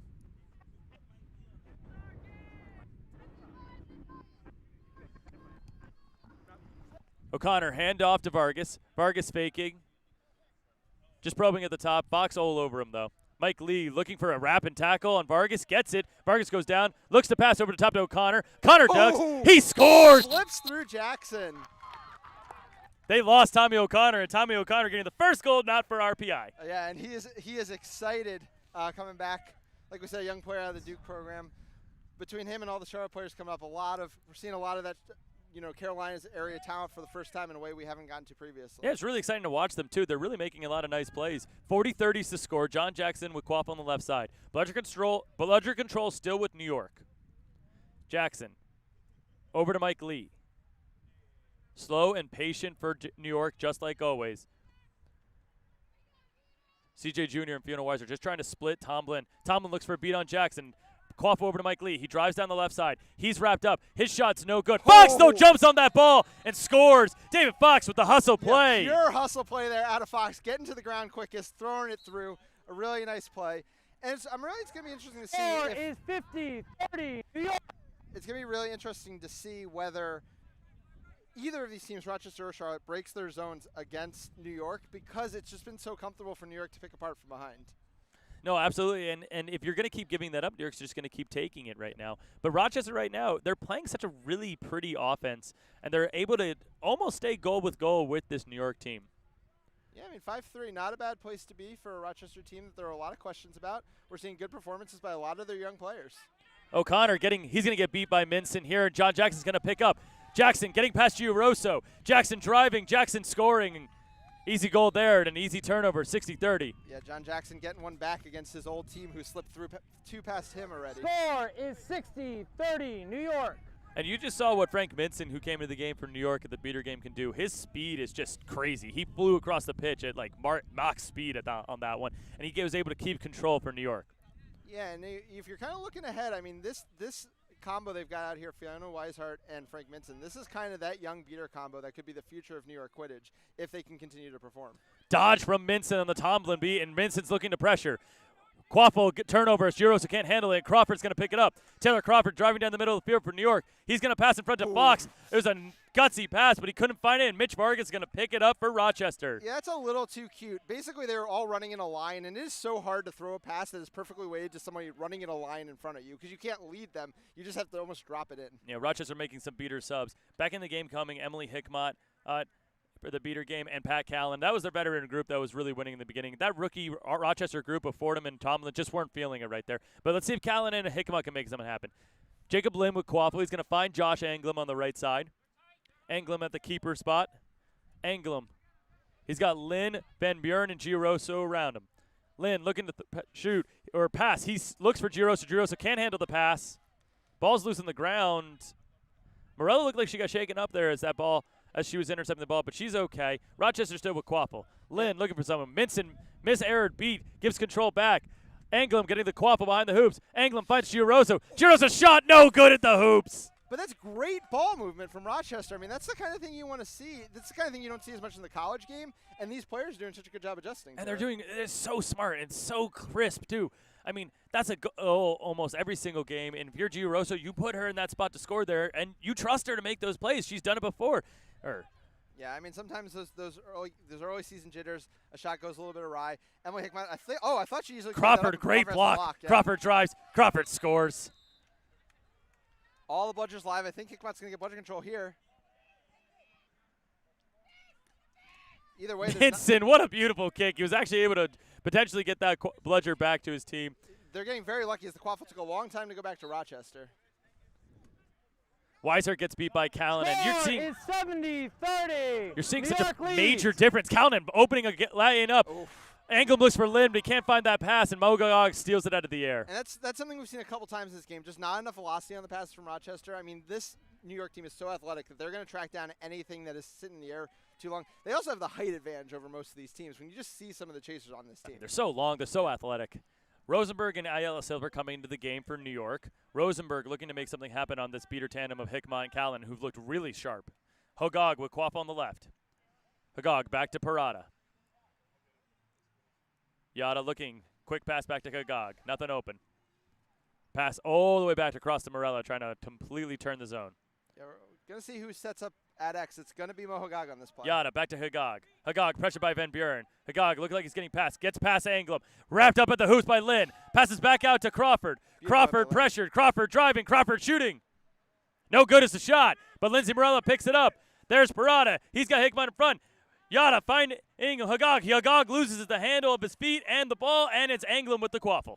Yeah, the player that made a play that made or broke that play was Jacob Lynn, just absolutely getting the best of Mo Hogog on that drive. It was a big hit there, too. All right, into the game. Rochester's going for almost a full sub line. Bassam Ashkar, the star of this team, back in at keeper. Brendan Jacobs, Amanda Michaels, and Cody Kiefer at chaser. Brady Groh coming back in at beater. I liked Brady Groh's first shift. Yeah, it was a big shift alongside Laura Hassenlip. This time he's going to be playing alongside Emily Hickmott. And Hickmott's been really consistent, and having that type of consistent player in the beating game is huge. Yeah, veteran presence is something we've talked a lot today. A nice little off-ball screen. I like the things Rochester's trying to do offensively. Ashkar Quaffle back up to Michaels. Michaels looking for something. She's uncovered. Rosenberg trying to just take this ball away from Groh. Groh knocks out Rosenberg. Yeah, Ashkar getting the screen. Ashkar driving. Ashkar shooting. Shot just a bit high, and it goes behind the hoops, and it's going to be out of bounds. Yeah, I like the little mechanisms Rochester's doing in their offense just to get clear drives towards the hoop. I mean, that handoff just gave Ashkar enough separation. We've talked about how much of a wall Crawford is. It's not many times that if you're the one covered by Crawford, you're going to be able to make that drive. But it was just a little overlap play from him and Michaels that was able to get the job done there. Yeah, and those little offensive adjustments are really making plays happen. 70-30 to score right now. Yada, Quaffle at the top. Yeah, about 16, 17 minutes in now. Still budget control with Rochester. Yada, back behind the hoops to Hogog. Rosenberg gets beat. Here's Iannucci. Iannucci finding Hogog. Great pass. Hogog driving on Ashkar. And there's going to be some type of call here. Yeah, Iannucci's had some nice plays in small minutes in the Quaffle game. That was a beautiful pass he fed in there to Hagag. I thought for sure it was going to get picked off. Oh, absolutely. What's the call? Like, what was Initiating contact from behind. Yeah, you grabbed him when you were behind, then you pulled in. But the pull-in was fine, right? If you had initiated from in front, yes. From in front, it would have been fine. Okay. Illegal contact, initiating from behind, 12 white. We also have a good goal by black, so time is served. So Hagag 12 getting the white. Okay. Yep, so penalty called, a yellow card given to Ashkar, but the goal is going to erase the penalty time. So it's a good goal for New York on that nice feed from Iannucci. Yeah, and finding those cutters has been huge for New York. Again, New York scoring from behind. That's been their status quo so far. Yep. Laura Hasselhoff coming back into the game for Emily Hickmont for Rochester. Ashkar passing the Quaffle back over to Michaels. Quaffle back over to Ashkar. Screen from Jacobs. Bassam driving, looking for Kiefer. Kiefer can't handle the burst on the pass, but it finds back Ashkar, and he's going to not go out of bounds, keeping it inbounds. Ashkar driving past Iannucci, but right back to the top of the zone. Is there a chance to attack with Crawford off the field, a little weaker defense? Ashkar back over to Kiefer on the left side. Kiefer down low to Michaels. Backed up to Kiefer, and that ball's going to go over the midline. It's going to be a reset for them. Just a narrowed pass. Definitely daring Michaels to do something with the ball. I'd like to see her, come into the zone a little bit more, draw some pressure, and make a pass out of that. Ashkar driving, Ashkar passing. That ball's going to hit the hoop. Michaels is going to get beat. Hagag's going to take Quaffle away. It's New York's ball. Yeah, that ball was going to one-hop easily to Michaels if it did anything but hit that center hoop. A little unlucky there for Ashkar. No, definitely. I mean, Rachel Yellow Silver was just standing in the middle of that zone, and they never really attacked her. This Rochester team was just letting her sit comfortable, and they just couldn't find any space around at that time. We did see the risk, though, of overcommitting against this New York team because they're so strong, on the fast break if you don't have any bludgers back. Groh beats out Iannucci. Lindsay Morel with Quaffle. They're just so good at possessing this ball. Yeah. Back up to Yada. I mean, it's the offense we've seen from New York for so long. Their possession is fantastic. It's like a European soccer team. They just possess the ball the whole game. Yeah, almost like Yada idolizes European soccer teams. Rosenberg makes a beat. He's going to be able to get control here with Ayala Silver. Yada passing Quaffle back to Iannucci. Iannucci behind to Morella. Morella pressured. Pass over to Hagag. Great cut. Hagag dodged the beat, but he gets hit by Kiefer, but he scores anyways. Mo Hagag with the goal. That was all so clinical. You always tell people, come to the pass, because that way nobody can get in front of you. Hagag made himself known, got his body on that pass. Easy goal from there. Timeout, Rochester! Timeout is going to be boom. Timeout for Rochester, 90-30 to the score. Yeah. So I think a smart timeout for Rochester. They've sort of lost that tempo in this game. They lost bludger control at one point, and they've had a little bit of a harder time making plays. Yeah. It's interesting to see what Rochester's been doing with its line so far in this game, right? So we've seen a lot of Ashkar. We haven't seen that much Gaminiak, and I don't think we've seen them on the field all together. And I wonder if it is kind of this kind of youthful look that they're looking. They want to make sure that they are distributing their veteran leadership. I mean, I think it's smart also in this game. If you go into this game thinking that New York is going to be not the opponent that you can really win games against, and you sort of get everyone depth and get everyone minutes going to the Charlotte game, I really like that. That's potentially a really good strategy. But what I really want to see is that Jack Mosley, Kit Power group that was starting this game with Ashkar, because they were making a lot of nice cuts and a lot of deadly plays, especially Jack Mosley. For sure. Yeah, I would like to see them all back. All right, looks like we're going to go back to the field. Timeout just ending. And again, New York up, I believe, 10-4 right now. Oh, starting to separate in this game. And Brady Groh and Laura Hasselhoff up in the beating game. They just lost bludger control for the first time.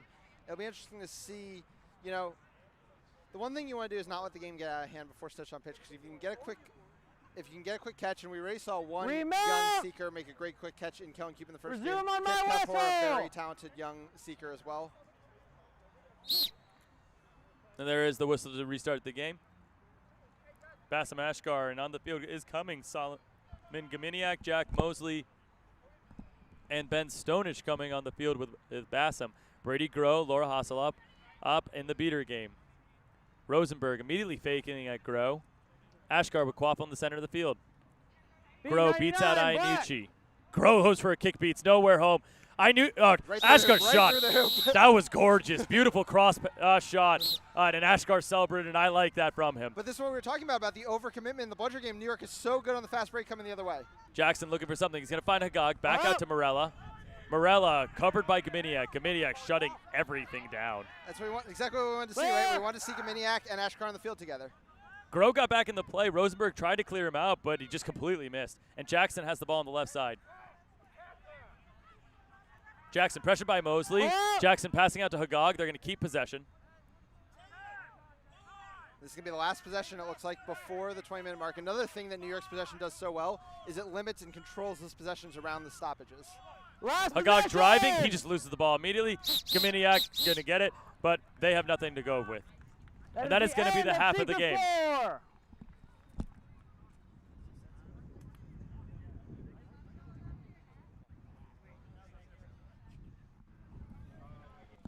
Score is 90-40. The set score is going to be 150 into this game. New York 6 goals away from it. Rochester is 11 in points, 11 goals and snitch catch away from it. So a little bit of a harder situation for Rochester. Yeah, but I mean, Rochester, I think, has threats going the opposite way right now on offense. Gaminiak just picked off or stole the ball. And, you know, they've got a strong seeker game. And they've done a good job in the beater game. We saw Charlotte have a really good hold in the beater game, especially around seeker play. Of course, Kellen Cupid did come up with the catch, but it was after a lot of time with the Charlotte seekers getting some time. So it'll be interesting to see how that dynamic plays out. It's obviously going to be a big moment. Much like in the last game, you know, if New York can get that catch, it's going to probably be game, set, match. But if Rochester can get the catch, we definitely have a gamer again. Oh, we definitely do. And I think it's going to be a really interesting seeker matchup. It's that young seekers that we saw in the Northeast in the last college season back in 2019, 2020. It's Kellen Cupid from NYU. It's Kip Pauport from BU. It's Jack Mosley from RPI. These were 3 of the best seekers from that Northeast region last time the college season happened, and now we're getting to see them in the next level of the game and see if they can bring that same seeking style and those same seeking quick moves. Pauport really fast, really quick. Trying to go under you. Kellen Cupid more of a shiftier, also really quick, but he's trying to go more around you. Fake one way, go the other way. So it's going to be interesting to see what both these seekers do and how many opportunities they get. I think you're not giving your own young seeker enough credit. It's not just about the speediness. He is technically sound. Oh, trust me, I know. Important. But you weren't giving him that credit. That's fair. That's fair. He is one of the most technically sound young seekers. There's plenty of athletic seekers. There's plenty of quick seekers. He is sound, and if he's going to get an opportunity here, he can make a name for himself right off the bat. I think this country needs to know about Kip Pauport because he can really make it. He can really shake it up right now. Now, the biggest difference I think in this game action right now is New York does have bludger control going into the second half of the game. Aim 150 is the set score to get. So what does Rochester got to do to get control back quickly and try to make this snitch catch happen? Sure, but obviously things are so chaotic in the seeker game that I think New York had bludger control in the first game and almost lost it immediately. You know, things are going to interchange pretty quickly. It's really going to be about who can, you know, set up around the snitch with control rather than who has it at this moment. It'll be interesting to see how that plays out. That's very true. We'll see what happens. Rochester a little slow to get out into the field here. Yeah, so Pauport's going to get the start for Rochester. I don't think it's going to be Kellen Cupid getting the start this time. That's the matchup you want. Yep, Cupid versus Pauport. 2 young stars in the making. For sure. Same lineups are back out in the field. Rochester with Gaminiak, Ashkar, Mosley, Stonish in the chaser game with Brady Groh and Laura Hasselop. Yeah, there's a lot of strength in the qualifier game for Rochester. Oh, Jackson. Oh, no. Jackson immediately takes the ball off Gaminiak. And it's a horrible turnover. Just lost the sight of Jackson. The Seekers are released. Cupid with control, and he's going to get – looks like Cupid is going to get beat immediately, and New York's going to immediately pressure Pauport. Nice play by Groh, and they're going to get bludger control off of that. Oh, IL Silver takes it right back. Groh misses, and here's a drive from Jackson. Drives through one, drives through a second. Jackson scores. John Jackson, easy goal. And Cupid is going to get that first shot because his beaters have managed to keep bludger control. Pushed off pretty easily there, though. Nice tackle from Brady Groh there. Hasselop beats out Cupid. Pauport not really getting an opportunity. Yellow Silver is all over him. It's the control of that bludger control that they're getting, though. I think Rochester's Rochester just took bludger control back. Cupid is going to get a shot here, but Rochester should be able to beat him out, though. They're taking subs right now. Cupid's going to get a lot of time here. Yeah, this is the wrong sub right here. Here, Quaffle behind the hoops with Gaminiak. Gaminiak, they're driving. Gaminiak, they're going to throw a pass over the top to Ashkar. Dominant snitching right there. And there is going to be some type of call here on this play. I mean, that's something to, you know, be aware of with these younger seekers as well. This is for some of them some of their first chance to see some of the strongest snitches in the sport as well. As I believe. I believe we're just going to get a... It's a yellow card there. Ashkar passing over to Stonish. Stonish is going to miss the shot. He's wrapped up hard by Jackson. Mosley getting Quaffle behind the hoops. Mosley driving. Mosley easy score. Yep. Jack Mosley with the goal. And that card was on Meltzer, though we don't know the exact call. This is going to be Kip Papor's first chance here. And it's not very long. And we get immediately another stoppage. It looks like a hoop just fell off, so I think that's what it is. We'll see, actually. Yeah, hopefully it's not the entire base because we know how that went earlier. I did get confirmation between games that we have a backup bases now immediately on site instead of in a car slightly off site. So we will, if it needs to be switched out, we now have the ability to do so. I think that is going to be the case. Snitch seems like he's pretty excited to get some air. He was definitely moving some, wasn't really being stationary. Yeah, he had a lot of movement going, and there's a lot of craziness right around there. There's a lot of chaos right around the Snitch right now. It allows him to get water. But Rochester coming out really nicely in the beginning of this sort of second half right now. Yeah, they gave up the goal and the early turnover to John Jackson, but their offense looked crisp. They were able to draw a penalty and immediately get the goal right back from it, and they were able to get bludgeon control at a certain point. Yeah, nothing bad to see here. I just want to see Papor actually get a chance. That's the one thing they haven't been able to create because, it's almost – New York is prioritizing bludgeon control, of course, but they're also prioritizing actually forming around the Snitch. It seems like Rochester's only been able to get as far as to prioritize bludgeon control, but then they end up just kind of in a chaotic exchange that ends up with both Seekers beat and New York kind of back in control, which, again, they have bludgeon control. All right, that hoop was immediately brought back to life, and it looks like we're back to the game. Score is 140. And Cupid is has bludgeon control around him with Rosenberg and Ayala Silver, and he's going to get a really quick first look. Yeah, Tomlin a little too indecisive there, and the veteran beaters from New York get the win. Yeah, Rosenberg all over. Now Cupid's got a lot of time with Niederberger. Cupid finally breaks Niederberger's arms, but still can't get back. He's really struggling to get that length on him, even in a close, Great block from Rosenberg. Mike Lee with Quaffle on the right side. He's driving on the right wing, passing back up to the top to Morella. Morella stuffed by Ashkar, tries to find Mike Lee. Ball loose on the ground, and Rochester's going to pick it up. Turnover to Ben Stonish. Cupid's close on that one, but he's not fully there. But finally, I think it is going to be bludgeon control for Rochester. It's possible Papor's finally going to get a clean shot here. Mosley passing back to Kaminiak. Kaminiak pressured by Yada. Kaminiak trying to get through Yada. Yada brings down Kaminiak hard. And this is going to be Papor's first shot. Kaminiak does get the ball out, but it is Ainucci who there. Oh, Kip Outpour right in front of our table was right there and almost made a beautiful catch. So I think we got a little hit over here, but it was after the stoppage, so the ball's going to stay with Rochester. But like you said, Paupor in his very first shot.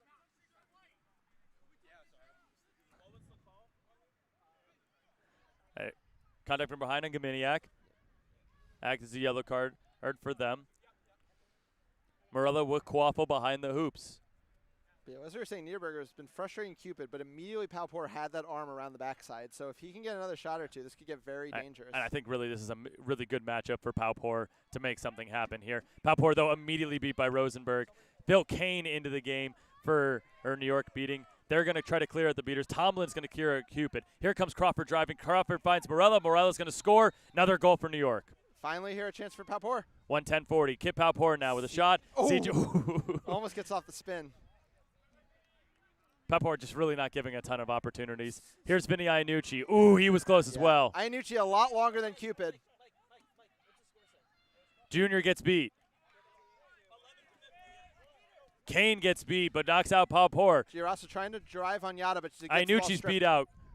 Quaffle on the ground. Ashkar finds Girosso. Giroso's going to take the reset. Yada trying to take the ball away from Girosso. Paupor looking for his first shot at Snitch. Nothing home. Paupor's there. He's got it. He takes it easy, right off of Niederberger. Easy. So easy there for Paupor. Right there. Kip Paupor doing exactly what we talked about. Technical seeking, beautiful setup, easy finish, and it was just cake. It was just absolute simple seeking. Yeah. Nothing complicated. He knew he had the move. He knew he didn't need to do anything flashy.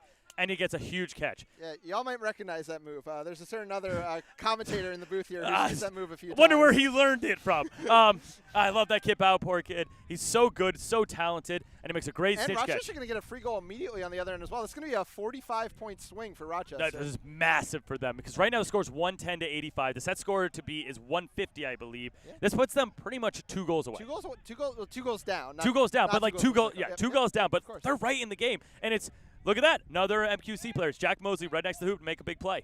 Oh no, it's getting reset. Oh man, tough look there for That's Rochester. a huge sad for them. Huge sad. It is going to be no bludgers though, I believe, because Phil Kane's going to come pick up this bludger right around. Oh no, CJ Jr. has one in possession. Junior though makes the dodge. Bassam Arskar. He's going to get beat run behind, and he may have gotten it off. Giroso passing over to Mosley. Mosley ball on the far left here wing. From Rochester. Yeah, they were able to keep control of this ball. Nice possession. Super composed from Mosley. Mosley back in the play. Passing over to Vargas. Vargas dodges the beat. Vargas trying to make a move past Morella. Vargas passing over to Mosley and intercepted by Mike Lee. I mean, how could he have known that Lee was there? That was just a great play. Mike Lee really quick, really fast to get back on that defense. Yeah. Score again, 110-85. Set score is 150. New York is 4 goals away. Vargas from that Syracuse program, a smaller program, but it's just great to see how many programs are contributing to these rosters in MLQ. Hey, it's really nice to see. Jackson, Quab at the top. Blocked by Ashkar. Tomlin misses a beat. Yeah, I think Tomlin Jackson, and he's intercepted by Ashkar again. Ashkar looking to drive, but he looks up. He sees 2 beaters. Yeah. He's not even going anywhere near that. Right call made there for sure. Ashkar, great defense, though, around the hoop. Makes play after play. Giroso bringing Quaffle up. She's going to attack down the left side. Trying to pass to Mobley. That pass goes over Mosley's head, and it's immediately cleaned up by John Jackson. Yeah. Sloppy there from Rochester. They looked like they were forcing it as they were trying to make a sub, and they kind of scrambled when New York looked to press. Yeah, they've struggled to find that offense quite against this New York side. We've talked about how hard it is, how precise you have to be to really score against them because of the composure. But, you know, still in this game, only 3 goals down basically. We still got to play to about 150. So a lot of games still to go if they can keep under control and find some offensive opportunities. No, most certainly. All right, Pat Callanan and Emily Hickmont, the top Rochester pair, back in the game. Callanan gets beat by Kane. Morella's going to find the Quaffle pass to Crawford. Crawford's going to drive. Crawford going to shoot. Crawford going to score. That's what Tara Crawford wants all day, finding that ball behind the hoop. Lefty drive, lefty shot. Yeah, and it's so important what Morella provides this offense. It's why she basically never subs out of this game. Her comfort as an unmarked chaser and as a winger just completely breaks down defenses. I mean, what are you going to do when she's driving and Taylor's coming in off of her wing? It's just undefensible. It's pick your poison. Yeah. It's just, and it's almost impossible to guard. Yeah. Quaffle over to Kiefer. Kiefer looking to drive on Fox. He's going to back off. He's getting wrapped up by Fox. Kiefer looking to pass, finds Vargas. Vargas blocks the beat. Vargas driving. Oh, right over Jackson. But he missed it. He missed it. Oh, really? Yeah, just went under the hoop. Just missed. Beautiful play by Vargas, I love the effort. New York, though, jumping on the Quaffle. John Jackson with it. Yeah, and that was a classic Boston concept that Rochester brought out on that play, sending it to the wing with both beaters on that side, beating out the defender and trying to drive off of that. But again, New York just hustles to the play. So close to being a goal.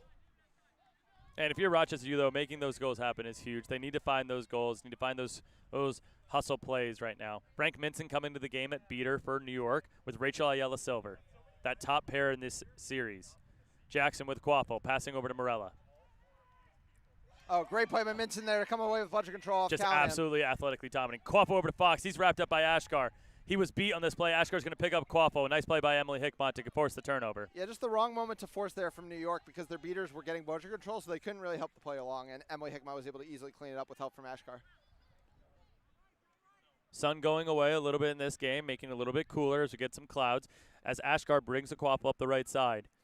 Hickmont looking to beat Minson. Minson catches it. Ashkar throws it over the top, and there's no one home. Yeah, I thought that was a pass because it definitely didn't look like a shot, but it was not a pass to anybody in particular. It might have just been like a forced back because Minson made the nice play. Also possible. Minson's starting to feel it, though. He's starting to look a lot better. Yeah, and that's what we were talking about, him getting a lot of minutes in this series to prepare for some bigger series as the season goes on.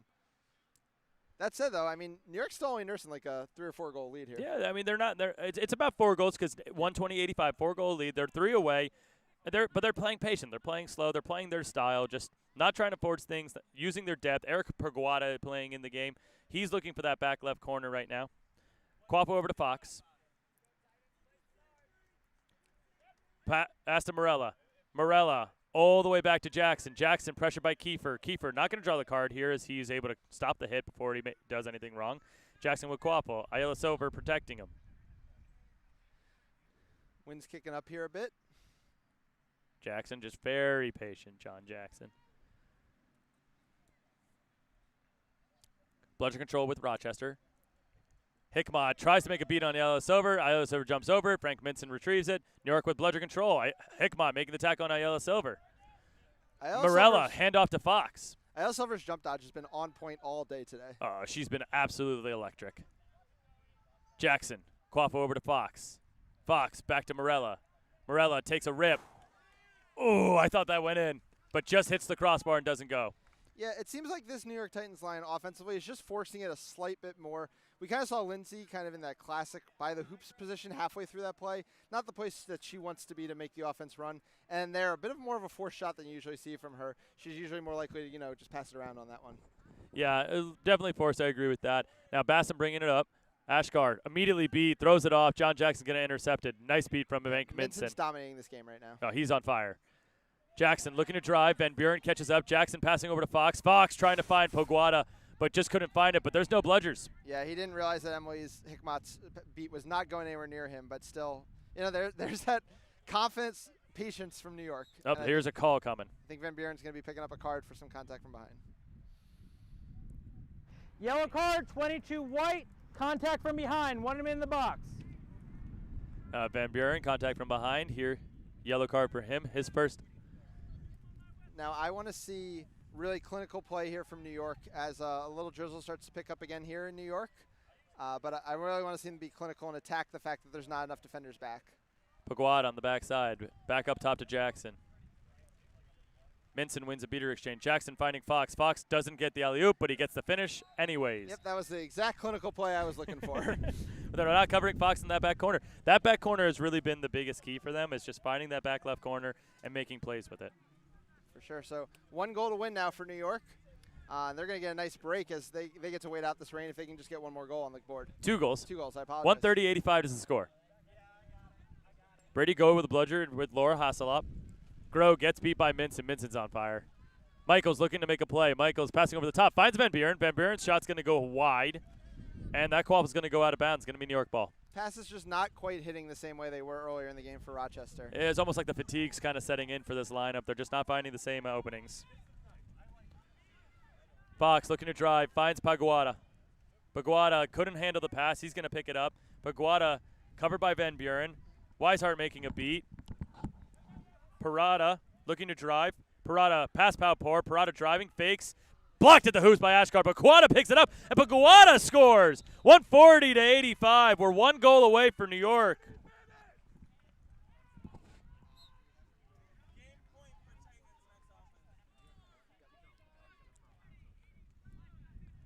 $140-85, game point to go. Jacob Lynn coming into the game for Rochester, a chaser with Kip Powpour. Bassam Ashgar still at keeper. Brady Groh bringing that bludger out, trying to get it past Frank Minson and Fiona Weishart. Minson and Weishart have been dominant in this second half, this seeker period. Ashgar sitting in middle with Groh in front. Groh's going to clear out Fox. Ashgar looks behind to Lynn. Ball's on the ground. Lynn kicks it over to Michaels. Michaels gets beat. Parada picks it up. Yada getting wrapped up by Ashgar. Ashgar looking to drive. Lee gets beat. Opening for Ashgar. Ashgar trying to go through Yada. Ashgar loses the quaffle. Yada picks up. Yada's looking to run. He's got no one with him, but he's going to try to make a move past Lynn, and he just gets right past him. That is a veteran move there from Yada to finish this one off. And that's the game. Michael Yada Parada getting the final goal, or final score 150. 150-85. There it New is. York wins. And there's that final score. 150-85 is the score. We're going to see if we can get an interview. There has been some rain starting. We may need to take a quick break just to address this rain before we do get this interview. So we're probably just going to go to that break right now. We're going to go to a break. No interview for this game. We'll get one for the next game. The score 150-85. New York wins over Rochester. This is Harry Greenhouse and Ethan Stern signing off. We'll catch you in the next game.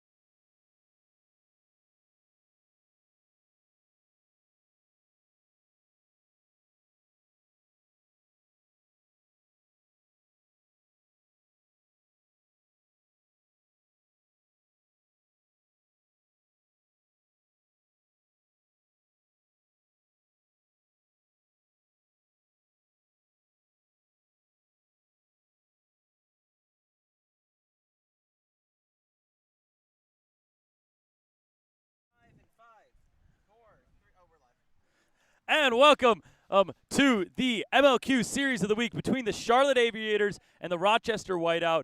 Well, I'm really excited for this series. Both teams have one game under the belt this weekend so far, but this is the big series that matters, and we're really excited for it. I'm Harry Greenhouse. This is Ethan Sturm. Let's get ready for an awesome series. Yeah, both these teams have taken on the New York Titans, semifinalists a year ago, go away from the finals. And both teams, had their bumps, they had their bruises, but I also thought there were real high points to take away from both of their performances.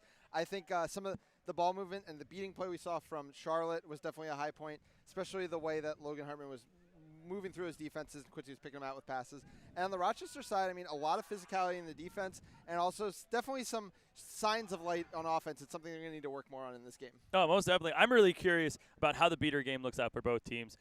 Both teams were really competitive with New York in the beater game. When we talked about New York sort of going with a younger squad in the beating game, but both these teams, they came out hot, they came out firing in different styles. Rochester, very controlled, very get together. So a lot of their veterans together, and especially a really dominant performance from Brady Groh, who really stepped up, the young college player for RIT.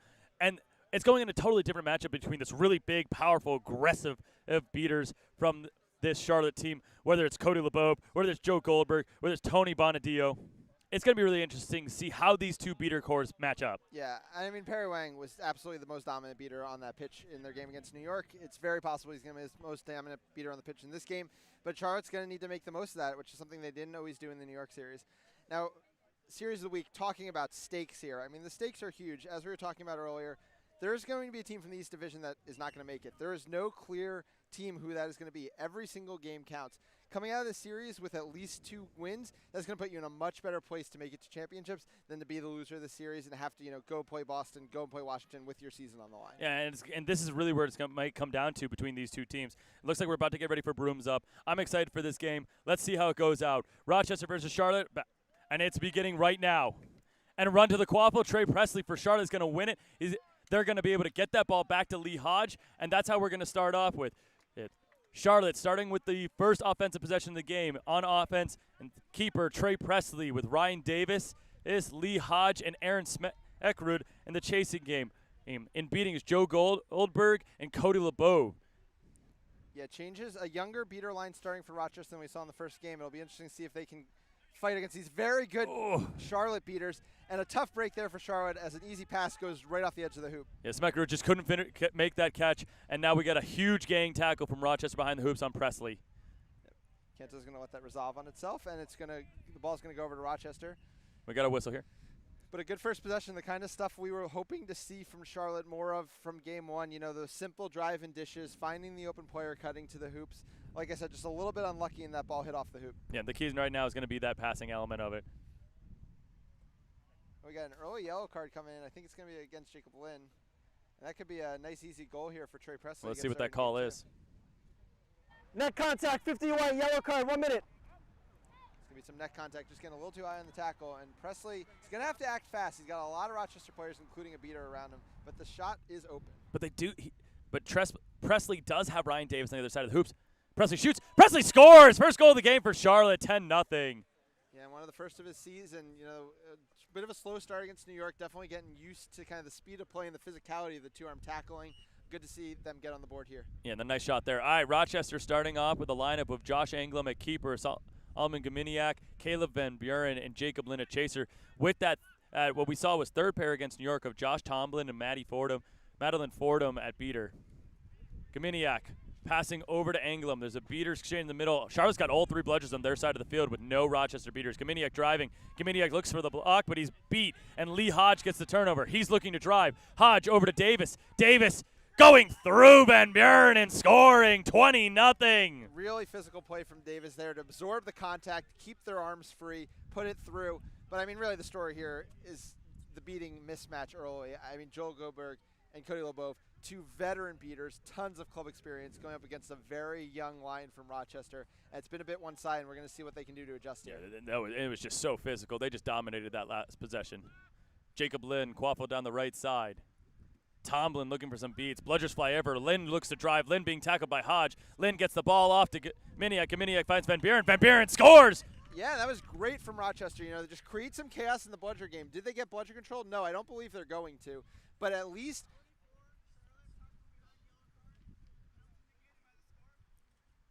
So that one is going to be a card on, I believe, Hodges. Yep. Lee Hodge is going to pick that one up. First card of the day for Lee Hodge. Yeah, no time served. The goal's going to be good. But yeah, much better from Rochester. At least creating chaos if they couldn't get budget control. Though The I score think they got budget control too. That's huge for them. Score is 20-10. Charlotte leads. Presley with the ball at the top, covered by Gominiak. Rochester switched back to mark defense for this series after playing a lot of zone. Ooh, Lynn with a big hit on Davis. Davis went down hard. Davis did come off broom. No, they didn't, apparently. There's confusion on the field. No, I guess Davis still with the ball. Davis still looking for something, but nothing home for them.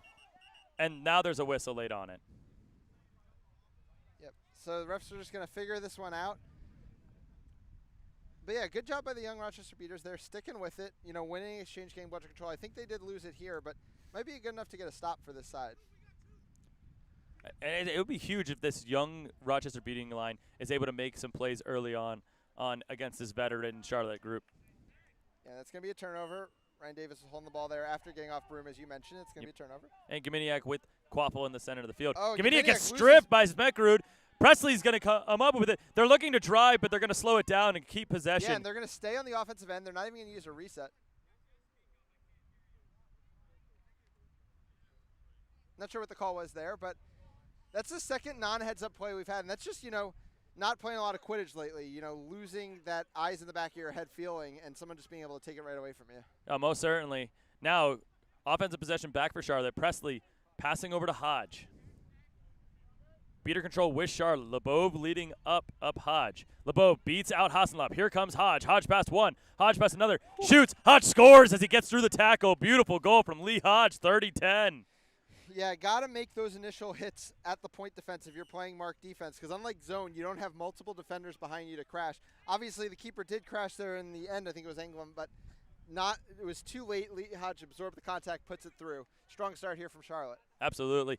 All right, Rochester making some subs. Tommy O'Connor coming in at keeper. Brady Groh at beater with Laura Hasselhoff, and Amanda Michaels at chaser, and as well as Kip Powpour.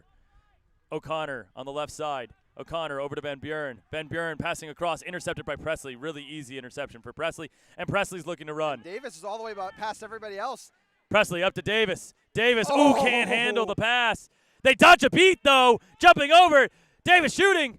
Shot no good. Hodge looking to pick up.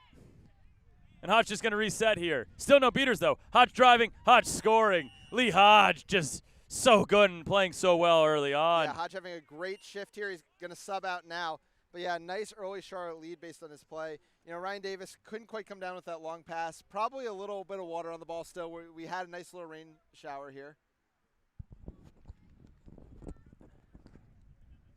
Yeah, no, absolutely. And I think that rain could draw into effect, especially as both these teams have been passing teams early on. So it's going to see if the ball is wet, what's going to happen with it. Now, Kip Powpour on the left side with Quaffle. Mitch Vargas going behind the hoops, just subbing in. Powpour looking to drive. Powpour passing over to Vargas. Vargas touches the beat. Vargas' shot misses. Powpour cleans up. Powpour finds Michaels. Michaels scores. Great just play hustle. There. Yeah, great play there from Rochester, winning those 50-50 balls. Powpour just absolutely hustling, winning that play the whole time. Beautiful play from Kip Powpour. Score 40-20.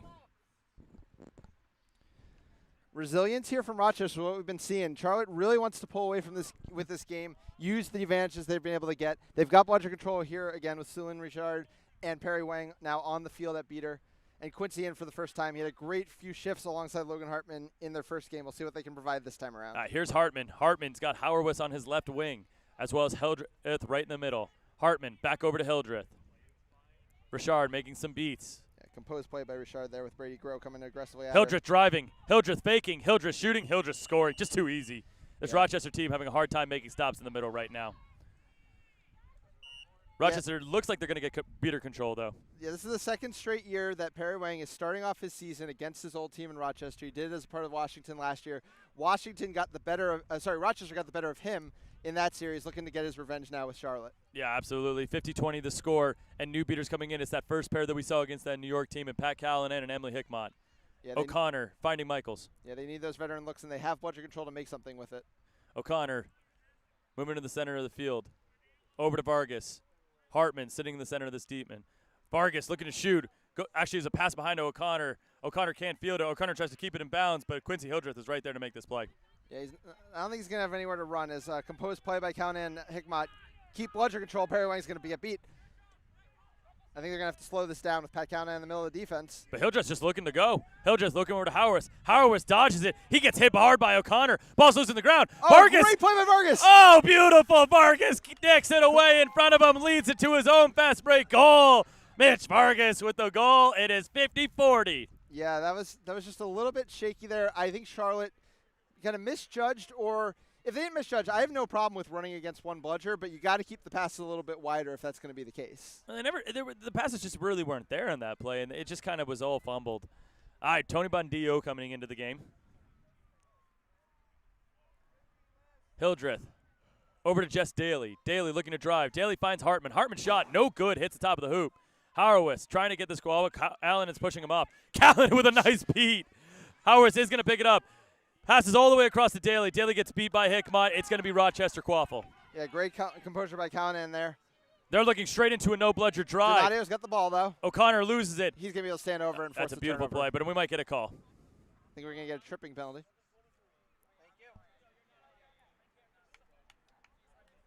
Trip, number 80, red. Yellow card, 1 minute. Right here. So now Rochester's going to have a chance to do something on the power play. They also have bludger control. You go back. Ready, rebound. All right, that is a yellow card. Are on Joel Howarwitz for tripping. It does stop the fast break, though. Giroso, Quaffle on the right side. He's got Callan in front. Just probing down that right side. Hickmott gets a beat on Bonadillo, but nothing there for this Rochester he was deep Chasers. enough in the defense. It didn't matter, but now Vargas has no bludger situation. Vargas finds O'Connor, and Vargas scores. Vargas having an excellent shift here from Rochester. Another one of their young players showing up.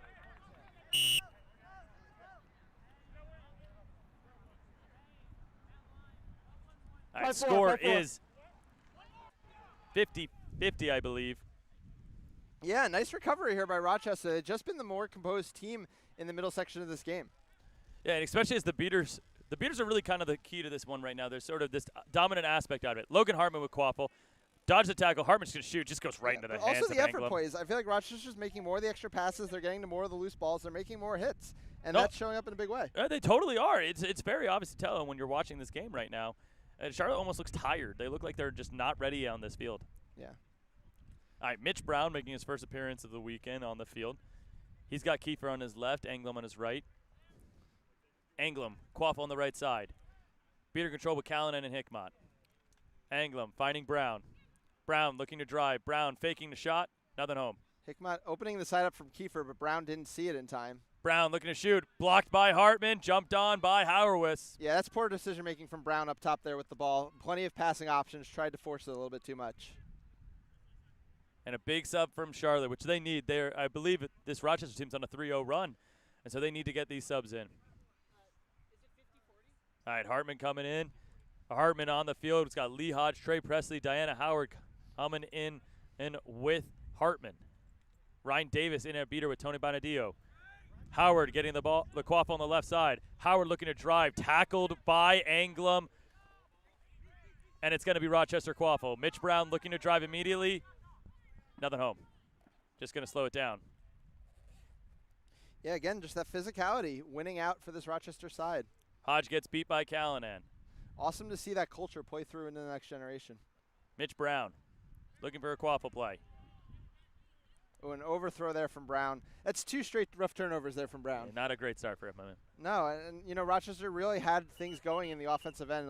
We'll see if they'll switch things up pretty quickly. And it looks like this whistle is just for because the ball went Yeah, way out of bounds. No reason to let the clock keep running as somebody's chasing down the ball. No, right now, the Charlotte team is really starting to turn the beater game around. This game is just ebbing and flowing by the beater game. Ryan Davis, Tony Bonadillo coming into the game and have changed it.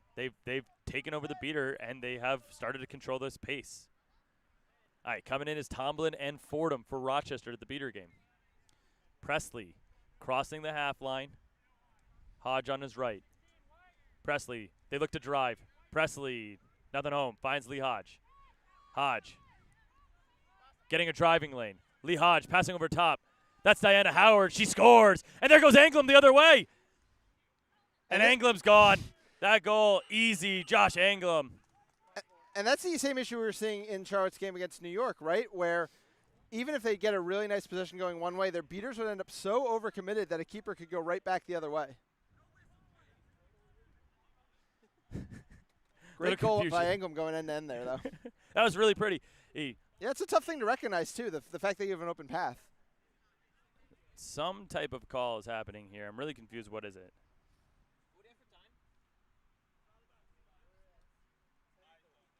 Hey, so the last 2 scores, erase them, take them away. This score was not good. Okay, we're gonna start on this keeper here. You guys got it? This was a no good call. So we have to go back to where the no good happened and the keeper had the ball anyways. So we have to remove both scores off. That's all. So it is going to be negated goals on both sides because of a turnover that would have went to Rochester. So both scores are off. England wouldn't have been able to pick up that ball in that situation, so it is going to negate goals. It's 50-40 Charlotte. But it is Rochester's quaffle. But now, of course, the Charlotte defense gets all the way back. I understood, but the problem is not going to be able to have as easy of a goal as he just managed there. We got to change the call, right? There wasn't a goal, no. Interesting turn of events, but that's sometimes how it goes. Defense now. So we're in game 3 here of our Super Series. We've got 3 games left. We're going to be going through the same rotation again, and then tomorrow we'll pick up with 3 games as well. It's been some great Quidditch out here. It's been really nice to be back here. It's been really fun Quidditch. You know, you always question after a year and a half with no Quidditch, well, how's it all going to look? And honestly, games have been fun, quick pace, fast pace, a lot of passing, and just good Quidditch, smart beating. Good drives, a lot of good passes here and there. And that's what you want to see. You just want to see players going out and trying to make something happen. Yeah, I would say the other really exciting thing as we listen to Ref Entry Canto. Canto, hit the button again. Hit the button again. Oh, wait, no, but now you're live. Okay, ready? You guys got the ball here. It looks like what's actually going to be is neither goal's negated. Right. It's 50-60. The quaffle's going to be Charlotte's. It's basically a 1-1 goals. There's not really much of a difference. Ultimately, with our set score system, it's the exact same thing. But, hey, those 2 players get another goal on the stat line, and I think that's worth something. Yeah, we got to love the extra stats. Who doesn't like to pad their stats a little bit? Exactly. That's how I'm feeling. All right, here we go. Back to action. Trey Presley, they're bringing the ball up the center of the field. Mitch Brown playing point. Tony Bonadillo and Ryan Davis, the beater get in front. There's a good screen from Hodge. Presley down the right wing. Presley looking into a pass and attack. Throws a pass into the middle, but there's no one home. Lee Hodge trying to make this play. Mitch Brown going to jump on up. There's going to be a call. Yeah, I'm interested to see which way this one goes. From behind. Yeah, I think they're Yep, Canto's saying that Mitch Brown's initial contact was from behind. He's going to pick up the yellow card, his first of the day, and Hodge can get the ball.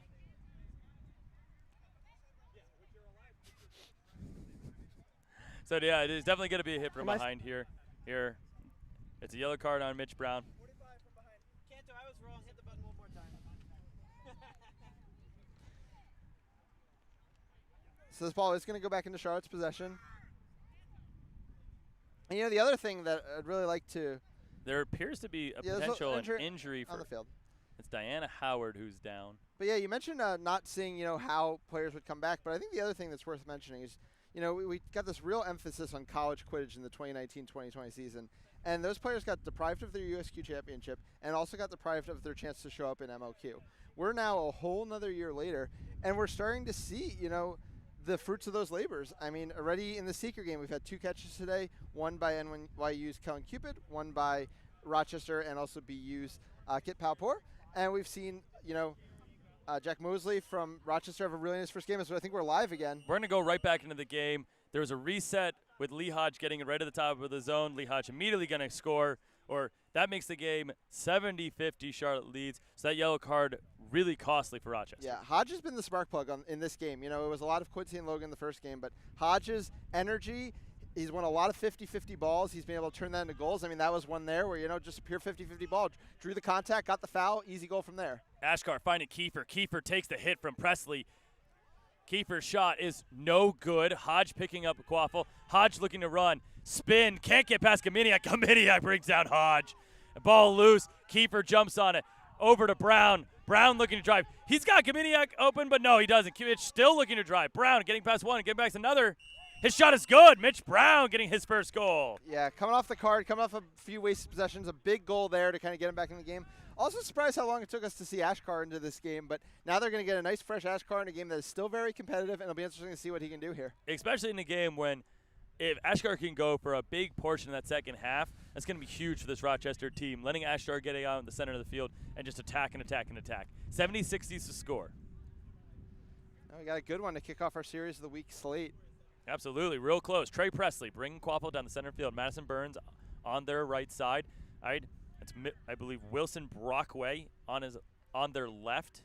Presley probing the right. Ryan Davis makes a beat in front of them. Wilson Brockway, back right hoops. Wilson Brockway wrapped up by Ashkar. Ashkar just jumping all over Brockway. Ashkar's just going to tie up this Quaffle. It's probably going to be Rochester ball.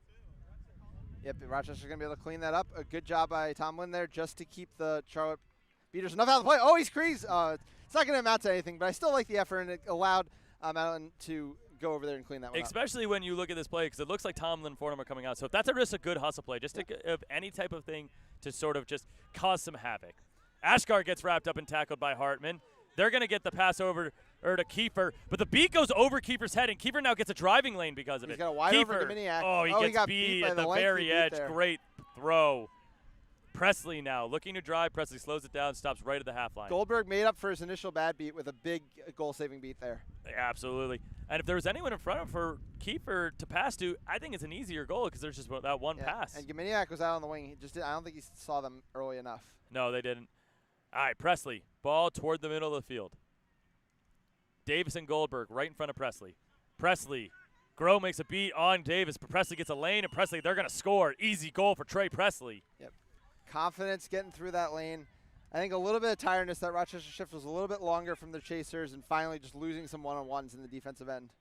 8-6 the score. Right now, the Charlotte Beaters are just taking over. Yep. Ryan Davis and Joe Goldberg have played a fantastic shift that has basically turned the tide of this game and is starting to let Charlotte separate. Yeah, and we talked about how the skill was high and the chemistry was low in this Charlotte Beater game. Ryan Davis and Joe Goldberg have played together with Terminus. They are veterans together, and they're showing up here. All right, Laura Hasselnop up and Brady Groh looking to pressure Davis. This was their best beater pair in the first game. Ashkar driving, looking over. That's Ben Stonish. He gets stuffed, but he scores. That's a goal. That was blocked on the opposite side by Joel Howard, which means it's a goal for Ben Stonish. Beautiful pass from Ashkar. Yeah. And this is kind of the line that I thought overall. You know, Jack Mosley had a great first shift. This beater pair of Brady Groh and Laura Hasselnop, though I believe Groh is going to take a sub pretty soon, had a very good shift.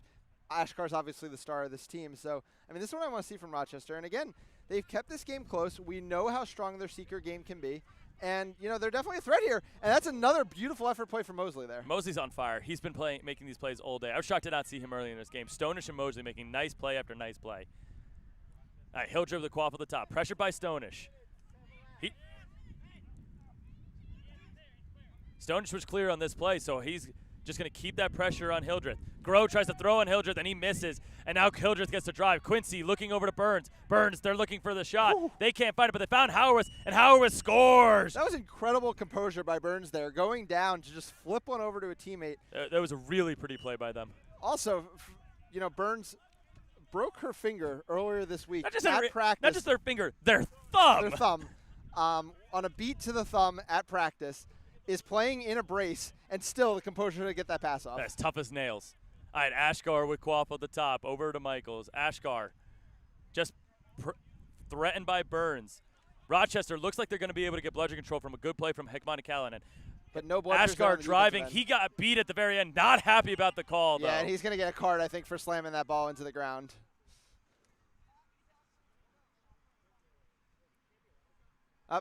Canto's going to let this one go? No, I like that call. I like that call there from Canto. Just sort of like, that's just a frustration. I don't think he did anything. Yeah, it's not frustrated directed at anybody. It's just self-frustration. We get that. We do have something, though, on the opposite side of the field. LeBeau seems to be down, surrounded by Callanan and Hickman. So I think there's two unrelated things happening here. I think LeBove is fine. I think there was just a timeout called by Charlotte. Okay. He just was on top of It the just bludger. looked very concerning. Yep. So it is a timeout for Charlotte. And it has been a really close game. So currently the score is 90 Charlotte, 70 Rochester. It's been a game of swings. Yeah. One team, then the other team. One team, then the other team. Yeah. Rochester's right now down. What does Rochester need to do to sort of climb back and try to stay in a good range before the second half? I mean, the only times they've really let things get out of hand was when the bludger game got out of hand, right? So, you know, just be conservative with your bludger control, which is something they have right now. You got to rely on your heavy hitters to make plays on the defensive end. They've made them time and again, both games. You know, you're going to give up some goals, but the point is your offense really needs that ability to have some no bludger or one bludger situations to attack. The Rochester offense is coming along very quickly. It's great to see, but, you know, it's not going to be that pinpoint precision that you might see from the New York offense or the Boston offense. And they kind of need that advantage in the beater game to create some of that offense. Overall, though, I mean, you got to love what you're seeing from Rochester. They're going deep into their depth, and they're not seeing big fall-offs. And No, they're absolutely not. They're hitting through their depth. They're passing around through their depths, composed. And if anything, they're at least playing hustle Quidditch, and that's keeping them in this game. And I think it's going to be really telling of what they do at the end of this period and how much they rely on Hickmott and Callanan, who have been their top pair, who have played really well in this game against this really aggressive, really dominant Charlotte beating core to see if they can climb back. Yeah. And you know, Tomlin and Fordham were their beater pair for Snitch on pitch in their first game. They didn't have the greatest run of it, but hey, they did catch the snitch, so you know it's hard to critique them that much. So it'll be interesting to see if that's the plan again, and Callanan and Hickmott are going to hold down the fort until then. Now, if you're Charlotte here, it's all about just trying to get one more, just try to separate just a little bit more, put yourself in a position that puts you in a dominant spot. Hildreth's in the game to make those plays too. Ooh. All right, we're about to remount here after the timeout. Again, 90-70 the score, Charlotte leading. A lot of subs coming for Charlotte here, real quick. Jess Daly, Diana Howard coming back in. Good to see Diana Howard, not hurt. Logan Hartman with Quaff on the right side. Perry Wang making back on the field. That's superstar for Charlotte. Yeah, Wang had a very short first shift. I think he ended up doing a lot of running and tiring himself out. We can see if he can produce more for the team in this one. Hartman breaking a tackle. Just probing at the top of the zone. Wang with bludger in front, just trying to knock someone out. Hartman wrapped up, and he loses the ball. Ball's on the ground, kicked away. It's going to be out of bounds on some. There's a lot of beaters flying, bludgers flying, but Rochester's just going to hold on to bludger control here. Yeah, I believe it was Stoners that kicked that one out, so it's going to stay with Charlotte. But again, the effort plays from Rochester. You love to see him. I like what Stoners is doing. Stoners is playing really high up, really aggressive, while the Charlotte beaters are trying to get an angle on Callanan and Hickmott. Yeah, I mean, when these Charlotte Chasers have gotten ahead of steam, Rochester struggled to stop them. So why not meet them right at their flat-footed standpoint and get a better wrap on them? All right, this pass goes behind the hoops to Daly, and that looks like it's going to be out of bounds. Not a great pass from Hildreth, and it's going to be Rochester's ball. Yeah, but that high pressure is the kind of thing that's forcing those longer passes. You're meeting them higher up the pitch, and they're not getting as close to the hoops. All right, big amount of subs coming in. And Gioroso, Lynn, Van Buren all coming in the chasing game. And O'Connor coming back in to keep. Whole new line for Rochester. Lynn's been a physical spark plug for this team. I'd love to see some of his play in Snitch on pitch, especially as the beating game kind of moves away. He's the kind of player who can provide those big hits they're going to need to stop the Charlotte team, who, as we saw with Quincy Hildreth on the field, can really go at you in the fast break when there's no bludgers around. And you don't want to play against Quincy Hildreth in the fast break. From experience, he is very deadly. Now Jacob Lynn's got that quaffle on the right side. Hickmott Callanan just probing, just trying to pressure at the top. Keep Perry Wang deep in his zone. Gioroso just wheeling up back to the top, switching zones, looking for options. Composed here by Charlotte. They're keeping their one bludger deep. They don't want to give up a no bludger situation, but that's all. Rochester do some very nice passing. Oh, Gioroso just gets stuffed, and Hartman's going to take it the other way. And there's a call. Yeah. That was, I think, another bit of a bad read there by Charlotte because Hartman was running right into Pat Callanan with Emily Hickmott trailing, and he didn't really have any passing options. I'm not sure there was a path to a goal there. I mean, sometimes you just want to take and you see what you can make something crazy happen, but I'm with you on that. It seems like an aggressive play. We're going to get a blue card, and we'll see what the call is.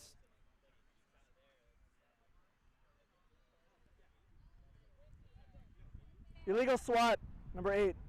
Swatting after. So blue card on Quincy Hildreth. He is the keeper, so he is going to have to switch headbands. Blue cards are non-stacking penalties, but that was an illegal swat. Right. So swatting is allowed in MLQ, but if you were beat, you cannot swat. So the most common thing we see is that the ball hits a player in the chest right before they get their hand on it. That becomes illegal, and they end up serving a 1-minute penalty. Well, it is going to be Rochester's Quaffle restarting their offense here. Lynn over to Van Buren. Back over to Lynn. Let's see what Rochester can do with this power play. They're just being really patient to start. Howard gets beat. Lynn, again, just probing the top. Got Callanan right in front of him. He's definitely got the room to shoot if he wants it. He's going to pass over the top to O'Connor. O'Connor dodges. Oh! I am so. That It go looked in? like it was good.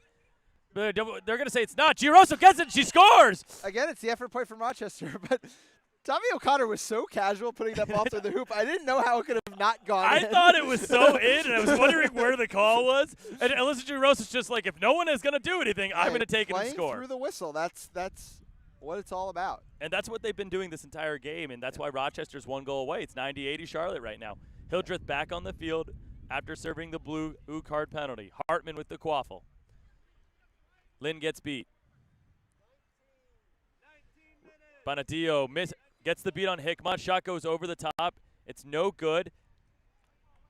Hickmott's able to It's beat. Rochester's quaffle.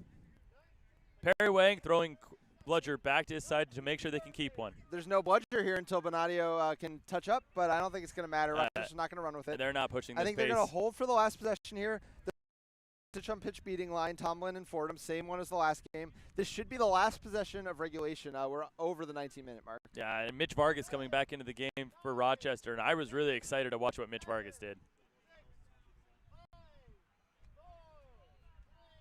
O'Connor on the left wing. Got Fordham right in front of him. All right, so this will be the last possession officially. Hand off to Vargas. Vargas driving. Vargas passing. Looking for Giroso. Hartman's going to intercept it. I just love how comfortable Vargas looks with a head of steam. A lot of players get really overwhelmed. They think they have to shoot or they have to score. He's really good at continuing to assess his passing options.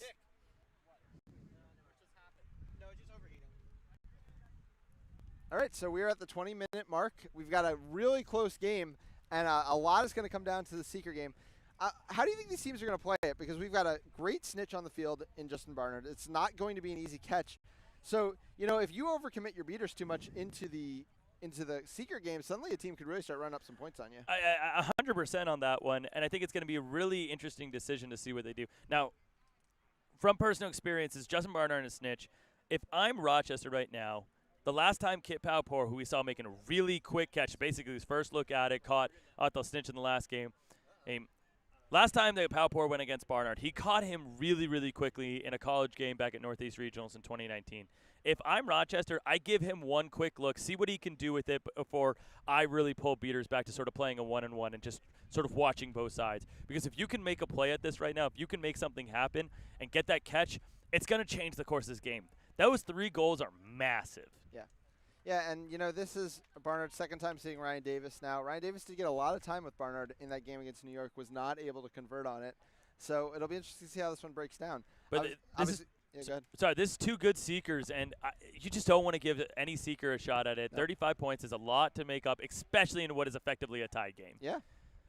And I think it's a lot of credit to Rochester for, you know, really making the effort plays to get this game tied. I don't think their beating game has necessarily been as strong as the Charlotte game, but in those 50-50 balls, in those, you know, kind of hustle plays, they keep making the small differences, and that's how they've kind of accumulated points, even though early on it seemed like Charlotte might be able to run away with this game. Yeah, and it's 90-80 right now, so the set score is going to be 150. So 6 goals to go for Charlotte, 7 for Rochester, but that's basically anyone's game right now. This is the type of exciting game you want for the series of the week, having both these teams go. I'm really interested to see what you get from Charlotte here. We haven't seen what we saw in the first game where they were finding Logan Hartman for all these little cut scores, and he was really dominant with those plays. He was probably the MVP of that first game for Charlotte. And this game, it's all been Lee Hodge. Yep.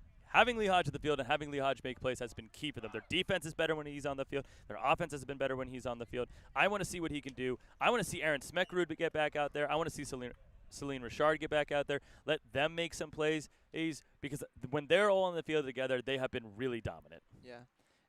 Just a programming reminder. So obviously this is our series of the week. We're gonna have a series of the week every week, and our goal is to bring this stream around with it. We're off as a league for the holiday next week. Series of the week after that will be New York traveling to Washington. Then we will have Minneapolis traveling to Indianapolis. League City versus San Antonio. Then Austin versus San Antonio, very hype matchup. And our last series of the week will be right here on this pitch, Boston taking on New York. Obviously, always an exciting Pretty one. excited for that one. But yeah, and also obviously shout out to Nick Jablonski putting the stream together, and also Harry Clark for producing it for us today. We have an awesome digital media department run by Miguel Esparza, and they all do great work. And then we are about to restart. Kit Palpour and Ryan Davis are the seekers in the box for both teams. Palpour for Rochester, Davis for Charlotte, respectively. The seekers are released. Quincy Hildreth has quaffled the top. Big beat by Goldberg to start off with, but Goldberg also gets immediately beat, and Davis is going to get the first look. Hildreth driving down the middle with the quaffle. Hildreth passing over the top to Hodge. Hodge with the catch, passes back out to Hartman. There's a lot of space in the middle of that attacking zone. Hartman breaking the Giarosa tackle. Breaking the Vargas now looking for a tackle on Hartman. Trying to tie him up. Hartman breaks it. Davis has got time with the snitch now. Hodge. Yeah, Goldberg and LeBeau suddenly looking very comfortable here. Palpour is trying to sneak his way in, though, and might actually succeed. Hodge tried to make a nice drive and make that pass across to Smekrud, who, just like we said, both back on the pitch. But that pass hit the crossbar. No good. It is Rochester's ball. Ryan Davis getting all day here with Barnard. Yeah, you're Ryan Davis. This is the play that you're made for. This is what they are trying to do, make that big catch. Davis trying to go under, can't get through Barnard right now. O'Connor with Quaffle finds Gominiak. Gominiak on the right wing. Gominiak faking a shot, just really deep in their zone. Yeah, I really thought they could have taken that one. Yeah, a little give and go with Vargas. Gominiak back with it. I don't think Rochester has the luxury to be patient here because they're not the ones who are getting all the shots in the snitch game. No, they're not. Mitch Brown now with it. Mitch Brown goes aggressive. Mitch Brown, big dunk. Mitch Brown play real aggressive. It's 9-9. Quincy Hildreth gets Quaffle. He's looking to make a play. Ooh, that was so close from Palpour. Almost snuck up and got it. Yeah, I think he may have gotten beat right before it by Joe Goldberg on his way past. And there is a whistle. What's the time? Score is 90-90. There's going to be sub. Ryan Davis checking out for Trey Presley. Yeah, I was about to say Presley, the only one on the bench with the yellow headband right now, making his debut in MLQ as a seeker, looking to make a big impact. I think they have a real big shot to make a big play out there. Presley, very different than Davis. I've never seen their seeking style, but that length is a big potential difference. Yeah, I mean, very different. Davis was really having trouble having the length to get around Barnard. That was the biggest issue I was seeing in his seeking attempts. So switching it up, I love this. I'm very pro, getting different looks from different seekers, and we'll see what Presley can bring here. But the quaffle game is going to matter too if Barnard can keep lasting here like he seems to be able to so far. And it'll be interesting to see, will teams start, moving some beaters into the quaffle game? It's only going to take so many goals before we start aggressively getting towards the set score. Yes, it is. All right, Hartman with Quaffle. Hartman over to Hodge. Brady Gross sort of sitting halfway in the middle. Has a chance to throw at Hodge if he actually wanted to. Presley getting a look. Time, yep. Here's Smekrud. Smekrud trying to pass across to Hodge. Hodge catches it, but it's knocked out of his hands. And by Gominiak, and Gominiak is looking to run. Gominiak with a daylight in front of him. Ooh, nice move to try to get past Hildreth, but Hildreth recovers. Gominiak over to Brown. Brown looking to drive on Smekrud. Brown pass it. Aster. Brown drive past another one. Brown scores. Mitch Brown making play after play in this second half. That's his second goal of the second half of this game. Beautiful by Brown. Brown, it's 190. Kit Palpour now with his first look at the snitch. Third goal of the game, too. You need to be hard-nosed and physical in the snitch on pitch situation where all the beaters are over there. And Kit, like you said, with bludger control, he's finally going to get a shot here. He could deliver Rochester a win. He's already around the back once. Wait, did he get that one? They're going to be called beat beat before. They're calling that beat Joe Goldberg was all over that one. All right, Hildreth with Quaffle. Covered by Gominiak. Gominiak putting a lot of high pressure. Wrapping up Hildreth. Stays on his broom, just at his ankle. Smekrud now getting the ball. Ashgar trying to wrap her up, and he does, and Ashgar's going to take that ball away. While that Quaffle's behind hoops, we're going right back to snitch. Trey Presley, they got another look at it. Yeah, Presley trying to use those long arms to make a play here. This bruiser line is getting all of the value here for Rochester, and I'd love to see Charlotte start using some screens to open things up. A little aggressive there from Ashgar. Bassam tried to find Stonish. It was just way over the top. Hartman easily able to intercept it. Presley's got a lot of space and a lot of time. Yeah, but he's locked down by Barnard right now. Yeah, Barnard is all over that, and Presley hasn't really gotten a good look at it. Keeper trying to get all the way around. Oh, Presley was around the back there. He's got it. That's a catch. That out looked very clean unless there was a beat we didn't see. finally just snuck in low under him, and those long arms is exactly what you talked about. It was having that reach around room. I don't think Barnard really ever lost his control over the center of Presley's body, but Presley's arms are just long enough to get there and get it. Yeah, I don't think Barnard realized how lanky and how much explosiveness Presley had, and they made just a beautiful catch on that one. Those dives are big plays too. When you can make that type of dive from space and a snitch is not prepared for it, it's an easy catch. So I believe the catch is going to be good. We're going to find out. Unsure. Barnard did sit down. Barnard did sit down over there, so I'm assuming that it is a good catch. Presley's off the field. Barnard sat down. I'm assuming it's a good catch.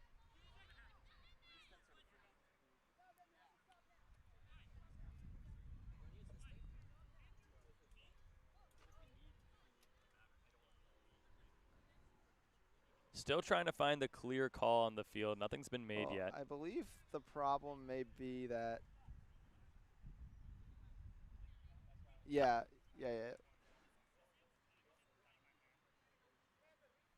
I believe with the catch coming and the seeker slipping out, Charlotte is going to be forced into a sub to meet gender rule because their seeker was, one of their non-majority gender players. This makes sense. Yep. So they'll take the free substitution to avoid a penalty. So the catch looks like it's going to be good. It's 125 to 100. Charlotte currently leads. So just 3 more goals for Charlotte, but just 5 more goals from Rochester, and they've been pushing the pace in the quaffle. They have been, and that's been huge. But now you can bring this you bring the aggressive beater game back into the beaters come back into the quaff game. Hildreth getting a driving lane. Hildreth looking to score. And Hildreth scoring. That's huge. 135 to 100. I think it's so important to keep talking about how Logan Hartman is the only person in the Charlotte offense doing the little things. We were asking for a screen on the point defender for 3 possessions now, and we finally get one. And instantly, Quincy's just wide open in the lane to score. And those little screens are huge, especially when those bludger drives come around. All right, Ashgar breaking the quaffle up. He's got Callan in front. Callan clears out Hodge. Ashgar over to Brown. Brown beat by Richard, and Hartman's looking to run. Hartman with just Ashgar to beat. Tries to spin through. Great tackle from Ashgar. Yeah, very, very clean there from Ashgar to make all the proper contact. And I think once the beater gets over there, and I think it's going to be Emily Hickmott, they'll be able to clean this up. But like you said, the second the beaters entered the snitch game again, it started being, or the quaffle game again, sorry, it's been all Charlotte. It's been a great shift here from Perry Wang and Celine Richard.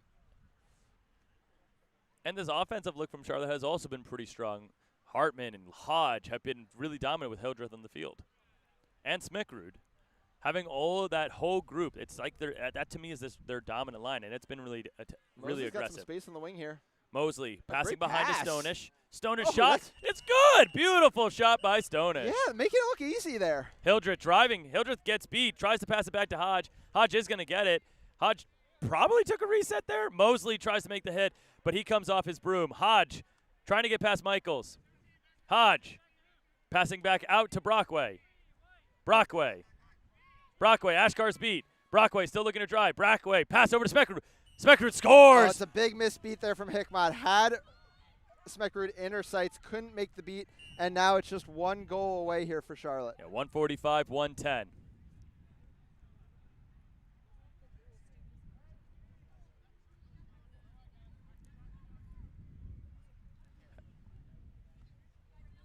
And I like that Hildreth is now taking up playing point defense. He's not even at his hoop. He knows he's got Wilson Brockway back there. He's like, I can play the physical game. I can make the plays up top.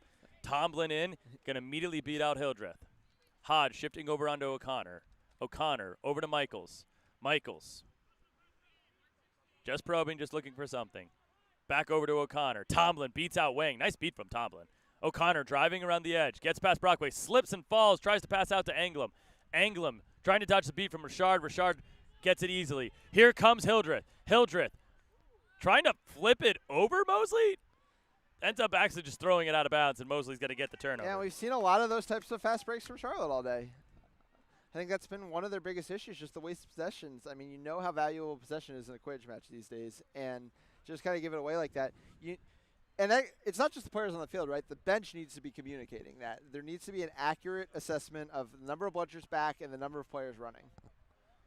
And those mistakes can be costly, but right now Charlotte's in a good spot. They've been able to find their offensive aggressiveness. Bonadillo gets beat by Tomlin. Tomlin, beautiful play.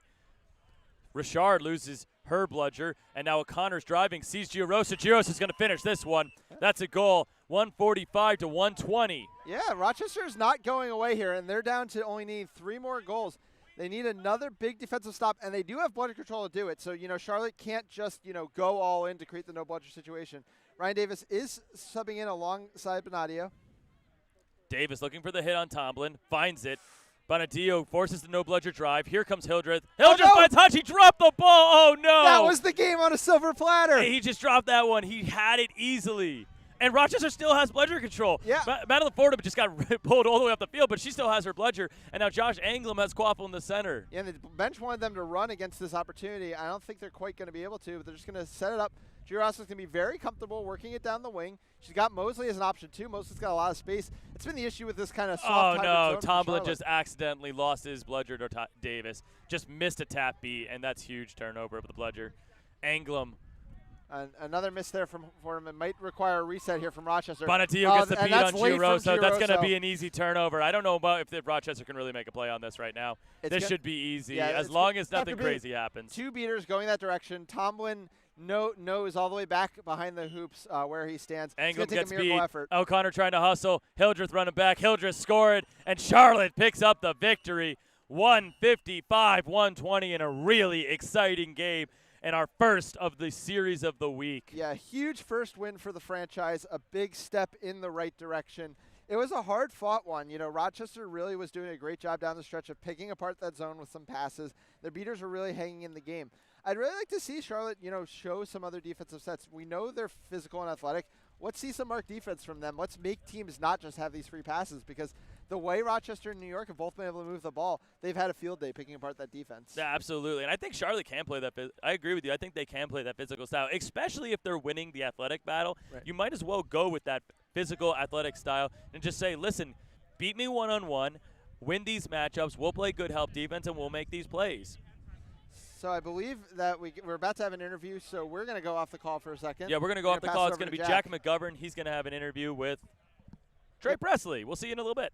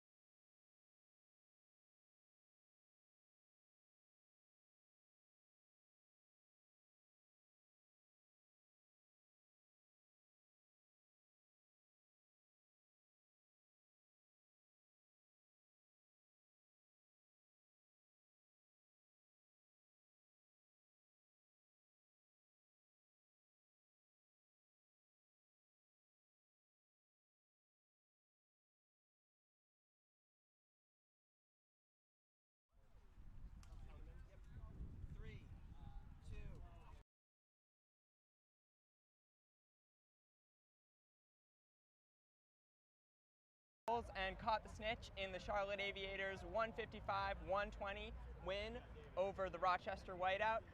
Trey, been away from the game since 2017-18 season, I think. How's it feel to be back? Really rough start against Titans. It was, I don't know, a lot of jitters coming back after 3-4 years. But I don't know, once those got worked out and then we came back out, started against Whiteout and got a really strong start. I don't know, it felt good. Yeah, seems like it went well in this game. What'd you see on the snitch catch? Yeah, we just have a really kind of diverse seeker lineup between me, Tony, and Ryan. I have a lot of length, speed. Ryan's just really strong, and then Tony's a good all-around seeker. And so, yeah, just it's almost like conditioning the snitch, and Justin's a really good snitch, but it's like conditioning the snitch against a really powerful seeker, and then I can come in and mix things up, and it works. And next up, you'll have another shot at the New York Titans in the Quaffle game. What are you looking to accomplish there moving forward as you reflect on these first two games? Yeah, I think being warm going into the Titans game will help us out a lot, getting a lot of the jitters out. I don't know, coming in, playing at a really high level of quaffle play that I've personally never really experienced before. It is, I don't know, it's a little bit of a system shock, but once you get out there and you get used to it, I don't know, I think we all saw in the second half of the Titans game, we managed to really pick it up and really kind of go blow for blow for them on quaffle. So we just need to come into the start of this game with that same energy, and I think we'll be okay. For sure. I'm here with Trey Presley and signing off. New York Titans, Charlotte Aviators next. Thank you very much, Trey. Thanks.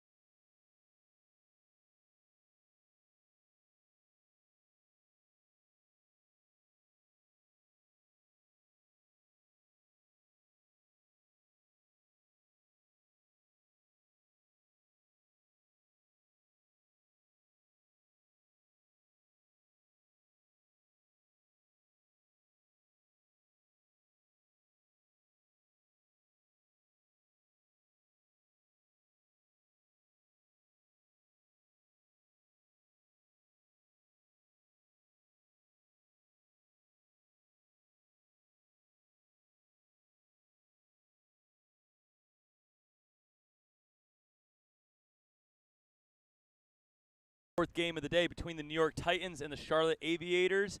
I believe it's their second game of their series so far. New York taking the first one, but Charlotte getting their first win against Rochester just a moment ago. So we're looking to get another exciting one. Yeah, it's going to be a tough turnaround here for Charlotte. I mean, that was an intense game they played against Rochester. Rochester came out very hard hitting. Basically came down to the snitch grab, which Trey Presley was able to come down for. Beautiful first catch. Snitch grab. Yeah, great catch. The first New York game, it was competitive at first. It was really when Charlotte started to get away is when their beaters got a little too aggressive and they gave away a few too many fast breaks the other way. JC Arancibia had a really big game, 4 or 5 fast breaks going the other way, really turned the game. The other thing we talked about a little bit is the Charlotte zone. Are they going to mix it up? Because New York has looked so comfortable breaking down both of these team zones so far today. Yeah, and I think if you're going to run that zone, you got to run it a lot faster and a lot quicker. And it's going to be hard as the day goes on to run those quick rotations in those zones. Now, I'm interested to see if this beating game goes the same way it did the last time. Perry Wang and this beating core in Charlotte dominated New York last time, and that's what was why they were so competitive, that with their quick cuts. And if this beating game goes in the same direction, is New York going to have a hard time scoring early on? Yeah, and I'd like to see if, there's more creative ways to, get Taylor Crawford out of quaffle plays on the defensive end. Such a strong point defender, going to play a lot of minutes for the team. But yeah, it looks like Joe Goldberg and Cody LeBeau are going to get the start in the beater game for Charlotte. I mean, it's a really strong pairing. We're going to see if they can actually do some work here. It's going to be a really exciting game. Well, this is Harry Greenhouse with Ethan Sturm. We're ready to jump into this game. Aim, let's flip that camera around. Let's get having a good one here. Titans out here trying to bargain with head ref Ricky Nelson about the pumping of the bludger. Ricky picked up with 2 fingers and said, I think it's good. Gotta love it. Gotta love it. Now we're going to get ready for this game. Looks like the starters are coming on the field. New York has been running a very similar starting lineup the past few games. And it looks like they're going with what appears to be a pretty much the same lineup. You got Mike Lee and Peter Lawrence and Lindsey Morella at chasers, with John Jackson at keeper, Frank Minson and Michael Yada Parada at the beater positions. Yada only out there really for the run-up. Yeah. For Charlotte, it's pretty much the same line that we've been seeing. Cody LeBeau, Joe Goldberg at beater, Aaron Smeckrud, Lee Hodge, Trey Presley, and Ryan Davis on that chaser line. Yeah, I think Ryan Davis might have brooms up at both positions already today. But yeah, nobody seemed to match the specific, speed line that New York seems to be running out of brooms up. I think they've gone 3 for 3 on possession in both games. We'll see if they can make it 9 for 9.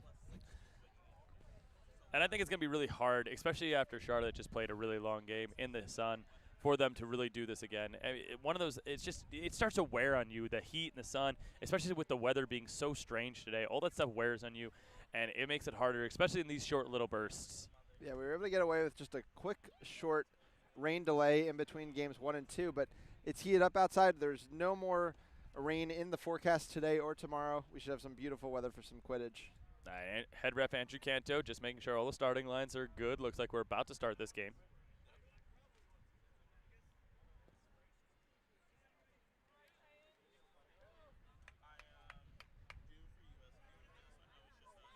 Kind of seeing the development of Frank Minson throughout the day. Obviously a big test here against LeBeau and Goldberg. That was a lot just happened. There was like multiple slides in that starting line. We're going to see what it is. Yeah. It is bludger control to Charlotte off of that brooms up. Yeah, Joe Goldberg was able to get it from Frank Minson on that run up.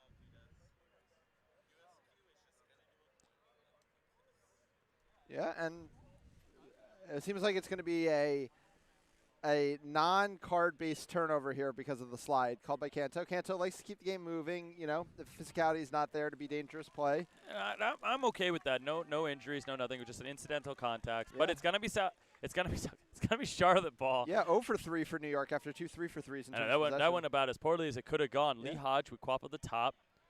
LeBeau trying to open stuff up. Hodge looking for Smeckrud, and it's just Jackson just eats it up. Yeah, Jackson was reading his eyes the entire way. Got a great head start. Long player keeper. Jackson hasn't played huge minutes, especially in the first Charlotte series. We talked about Arancibia having such a strong performance. Going to be playing a little bit more here on a line with, it looks like, David Fox and Peter Lawrence.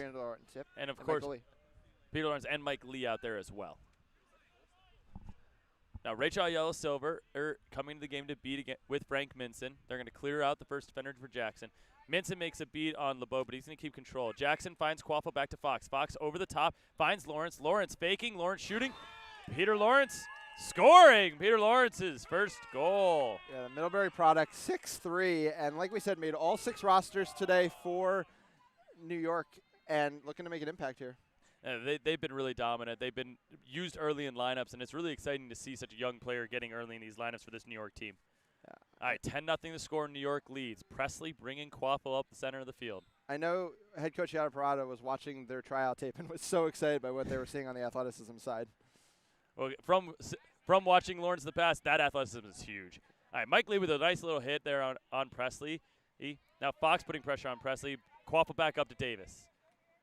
Vincent gets beat by Goldberg. Ryan Davis driving right behind his beaters. Ryan Davis shooting. Easy goal. Yeah, so composed there. We've seen so many Charlotte players just go right into an arm tackle and just fail to finish.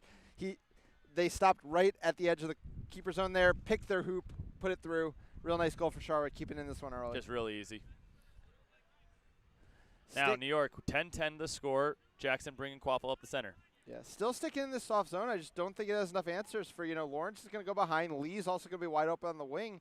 And New York's just going to zip it around. Although this time the play's blown up by Goldberg. Goldberg all over everything, and LeBeau was right behind Goldberg. But they didn't get Lee. How did Mike Lee get that Quaffle? No, Mike Lee did throw the ball to absolutely no and tried to find Peter Lawrence behind on a scramble attempt. It is going to be a turnover. Yeah, he was low on options. 2 of his teammates were beat. Lawrence was across the field. If he got beat, it was going to be a free goal the other way. So it's not the worst outcome to throw it off the hard boundary. But it is a bludger turnover for New York. New York getting control for the first time this game. Ayala Silver and Minson on the field with bludger control. Yeah, now Charlotte has trouble in these situations, being patient and letting their beaters work in a way that we all know New York would. And that has created some of those free points the other way. As Goldberg's going to get beat there, we need to see a reset here. And instead we're going to get a force. And that's kind of what I was talking about there. They forced that back. They could have controlled that ball, but they just chose not to. All right, Jackson making to look for a run. Minson up in front with control with Ayala Silver. Mike Lee with Quaffle now. 10-10 the score. Mike Lee. Over to Jackson. Minson gets tackled by LeBeau, but Ayala Silver's just going to keep control for them. Goldberg gets a free second to press, but composure by Jackson just takes a couple steps back, doesn't even go into his own zone, and he can just reset the play. Easy, simple stuff for them. This is their bread and butter, this easy possession game. He's being given a free zone to walk into right here. Nobody's stepping. Finally, Smeckrud does. Jackson out to Fox. Fox back out to Jackson. Pass almost went a little high, but Jackson's able to clean it up. Goldberg's not giving them anything. He's going to sit right under those hoops. Jackson over to Fox. Fox looking behind the hoops. Fox breaking the tackle of Davis. Goes over the top of Presley, and Fox scores. Yeah, I mean, I've tried to tackle David Fox before. It's not the easiest task, but that is the kind of hit you need to make if your defense is going to hold up here. 100%. 2010 score, New York taking the lead. Perry Wayne coming in the game, as well as Logan Hartman for Charlotte. Yeah, first time we're seeing Perry in this one. He had a very dominant few shifts against New York in the first one. Still Frank Minson now alongside Al Silver. Hartman just ran out of room there accidentally. Presley with Quaffle, pressured by Fox. Presley drops the ball. Presley's shot. That was close, but no good. But again, they're really forcing off of these exchanges in a way that I think a lot of the top teams would be a little bit more patient, and it's basically giving their beaters only one throw per possession to try to get bludger control. I'll be honest, they look a little tired right now. Yeah. You can sort of see it. Their offense isn't moving the ball as much. They're not really. There's no patience. They're just trying to look for one-timers, and it's not really there. Yeah, it's 3 of 4 games. They're a shorter roster than New York. New York's also played in 3 of 4, but they've been able to go into their depth a little bit more at times. All right, Jackson with Quaffle on the right side. He's got Minson on his left. Minson beats out LeBeau. Hartman gets beat as well. Jackson just moving slowly into the middle. Jackson. Minson beats out Davis. Jackson gets beat by Wang, and he throws it to Presley, and it's a turnover. Yeah, and that's why that zone is dangerous, because as nice as it is to be able to walk into the keeper zone there, the shot is still not free. Perry Wang trying to blow up the play, but nobody was really coming with him. And he's not going to have a great chance here. He's all by himself, and he misses a beat on Silver. It's going to need to be a reset here from Hartman. Hartman just throwing all the way down the field, looking for the alley-oop to Davis. Nothing's home. Jackson makes a nice play. Yeah. But LeBeau with a big hit there on Ayala Silver. He catches his broom. Hello. Perry's going to miss. So we just got a bludger right at our booth. So it is going to be Ayala Silver's bludger. Yep. And Rosenberg's going to sub in here now. Frank Minson finally gets a breather. Mike Lee immediately getting beat behind the hoops. It's a no bludger situation because Cody LeBeau beat Michael Lee and Fox ended up spins. way off pitch. A little too forced there from Fox. Nah, he could have that one-on-one. Quincy Hildreth was all over him, just couldn't find any space. Yeah, that's the kind of physicality they need to meet New York with if they want to keep having a chance in this game. Nice score still, I believe, 20-10. LeBeau's going to sub out here. I think this might be the first time we see Celine Richards in this game. Sorry, Celine Richard. No, it's actually going to be Kat DiCaprio making her first appearance of the series, of the weekend for Charlotte. Yeah, and that's big for them to really go into this depth. They haven't been able to go in this depth yet, and DiCaprio coming in is going to be huge for the Charlotte to see if she can make something happen. Wang gets the block. is going to get doesn't beat get the by block. Rosenberg. Daly looking to drive. She's going to lose her broom, throws it right to Peter Lawrence. I think Wang might be getting a substitution as well soon. He is looking a little tired.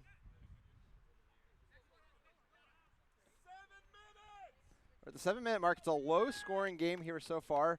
Charlotte has been staunch on the defensive end, even if they struggled a bit on the offensive one. Jackson, really patient. Yeah. It's been his MO in this game. And, you know, that middle hoop is open, and he just does not want to take it. Down the right side, Jackson again passing over to Fox. Fox looking to drive, spins past one, and finishes it easily. David Fox, big easy goal, and is going to sprint off the field to get that sub. Beautiful way to finish your shift. 30-10 the score. Yeah. And it's just strong line after strong line. I mean, Mo Haggad coming right in for David Fox, obviously a great contributor in his own right. But Charlotte really needs to find ball control. I think they might get it right there. Here comes Hildreth flying down the right side. He just had no passing targets though to look for. That's been the story. That's been the story of the Charlotte offense in this game. But they're just looking for one, just like one person going at a time, one person at a time. Yep. Some subs coming in for New York. Here comes Fiona Weishart at beater, Yada Parada coming in at keeper, and Lindsay Morella coming in at chaser. Yeah, 17 Aaron Sebi after his huge game against Charlotte in the first one. We'll see if that changes soon. But it is ball control for Charlotte for the first time in about 4 or 5 possessions. We'll see what they can do with it. This was one of their main lines last year. Yada, Haggad, and Crawford with Lindsay Morella. Big Weishart, block by Fiona. Nice block. Haggad looking to drive. Haggad passes over to Yada. Yada makes a move past Daly. Finds Crawford. Crawford lands and finishes. Beautiful passing. Everything about that possession was so composed, just forcing the defense apart until, just like we saw the first time, they eventually get Taylor Crawford behind the hoops or Michael Lee behind the hoops. It's been one of the two all day long. And that play was all made by Fiona Weishart there. Now a new player coming in. That's Chris Hamill, UNCW product, making his first appearance of the weekend. Hildreth looking to drive on Crawford. He's just going to get destroyed into the ground. But Howard was going to be able to pick it up. He's going to look for the pass over the top. The shot almost went in. Hartman's shot is blocked by Haggad. There's going to potentially be a call with something involving goaltending. I think Haggad is going to get a card for accidentally dismounting the hoop by going through it. You hate to see it. Yeah. I do give Hartman credit, though, because he drew that foul by trying to throw at a hoop that was no longer there and kind of been like, hey, look, I made the play. Why am I not getting rewarded for it? And that's been Hartman all day, just boxing out in the keeper zone. And it's really kind of the only offensive idea we've really seen from Charlotte. And Hartman's been that type of player, and you just keep feeding him. See if he can keep making these plays. I wonder if Hartman sees that Fiona Weishart is looking for a beat at his teammate if he makes that pass. Hartman is going to move slightly. And I think this is a smart angle because right now he can put Weishart in a situation that he doesn't want to be in. Yep, she's going to have to make a decision. Or not. He can choose, and this is the choice he wants to make. If he thinks he can just get through Yada's arms, all the power to him. Because Fiona's not looking that way, yeah. And Hartman does it. Yeah, little fake, little dunk. I like it a lot. I like the composure. I like the decision there from Hartman. 40-20 the score. Continues to be really the strongest offensive consistency on this team. All right. And, hey, I don't think Charlotte has any issue with the pacing of this game. I think getting some breathers, only being 40-20, sitting on budget control right now, a chance to press off of that Fiona Weishart beat. Hamill looking early pressure on Yada, and Crawford just drops the pass. That's a big mistake. Yeah. Rosenberg and Weishart do keep control. But I think Hamill might have done Quincy a favor there because it looked like he was planning on fast breaking into another turnover against two bunchers. Gotta love when your own teammate trips you for a good cause. Yeah. All right, subs coming is Diana Howard. Yep. I believe that's Celine Richard. Yep. Solid little shift there from Kat DiCaprio. Basically had budget control the entire shift. Nice block by Hamill. Hamill makes a nice play. Presley looking to drive right side. Presley gets beat by Rosenberg and just ripped to the ground by Crawford.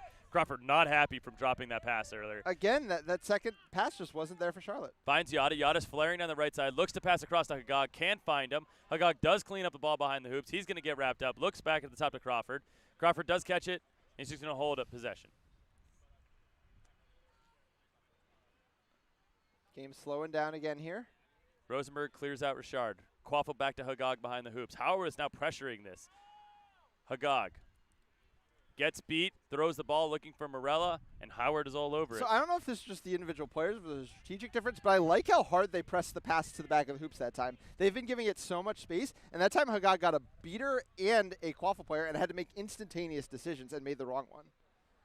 And that's huge because that's where a lot of their best offenses be when it's not Aaron Sebia. Right. Aaron Sebia has been their big dominant drive through the middle threat. And still hasn't been on the field in this game, by the way. No, he hasn't. Rosenberg loses bludger control. Wishart throws her bludger away. Howard loses the Quaffle behind the hoops. Hartman's got it. Hartman takes a rip. Great save by Crawford. Oh, and Hamill threw away his bludger.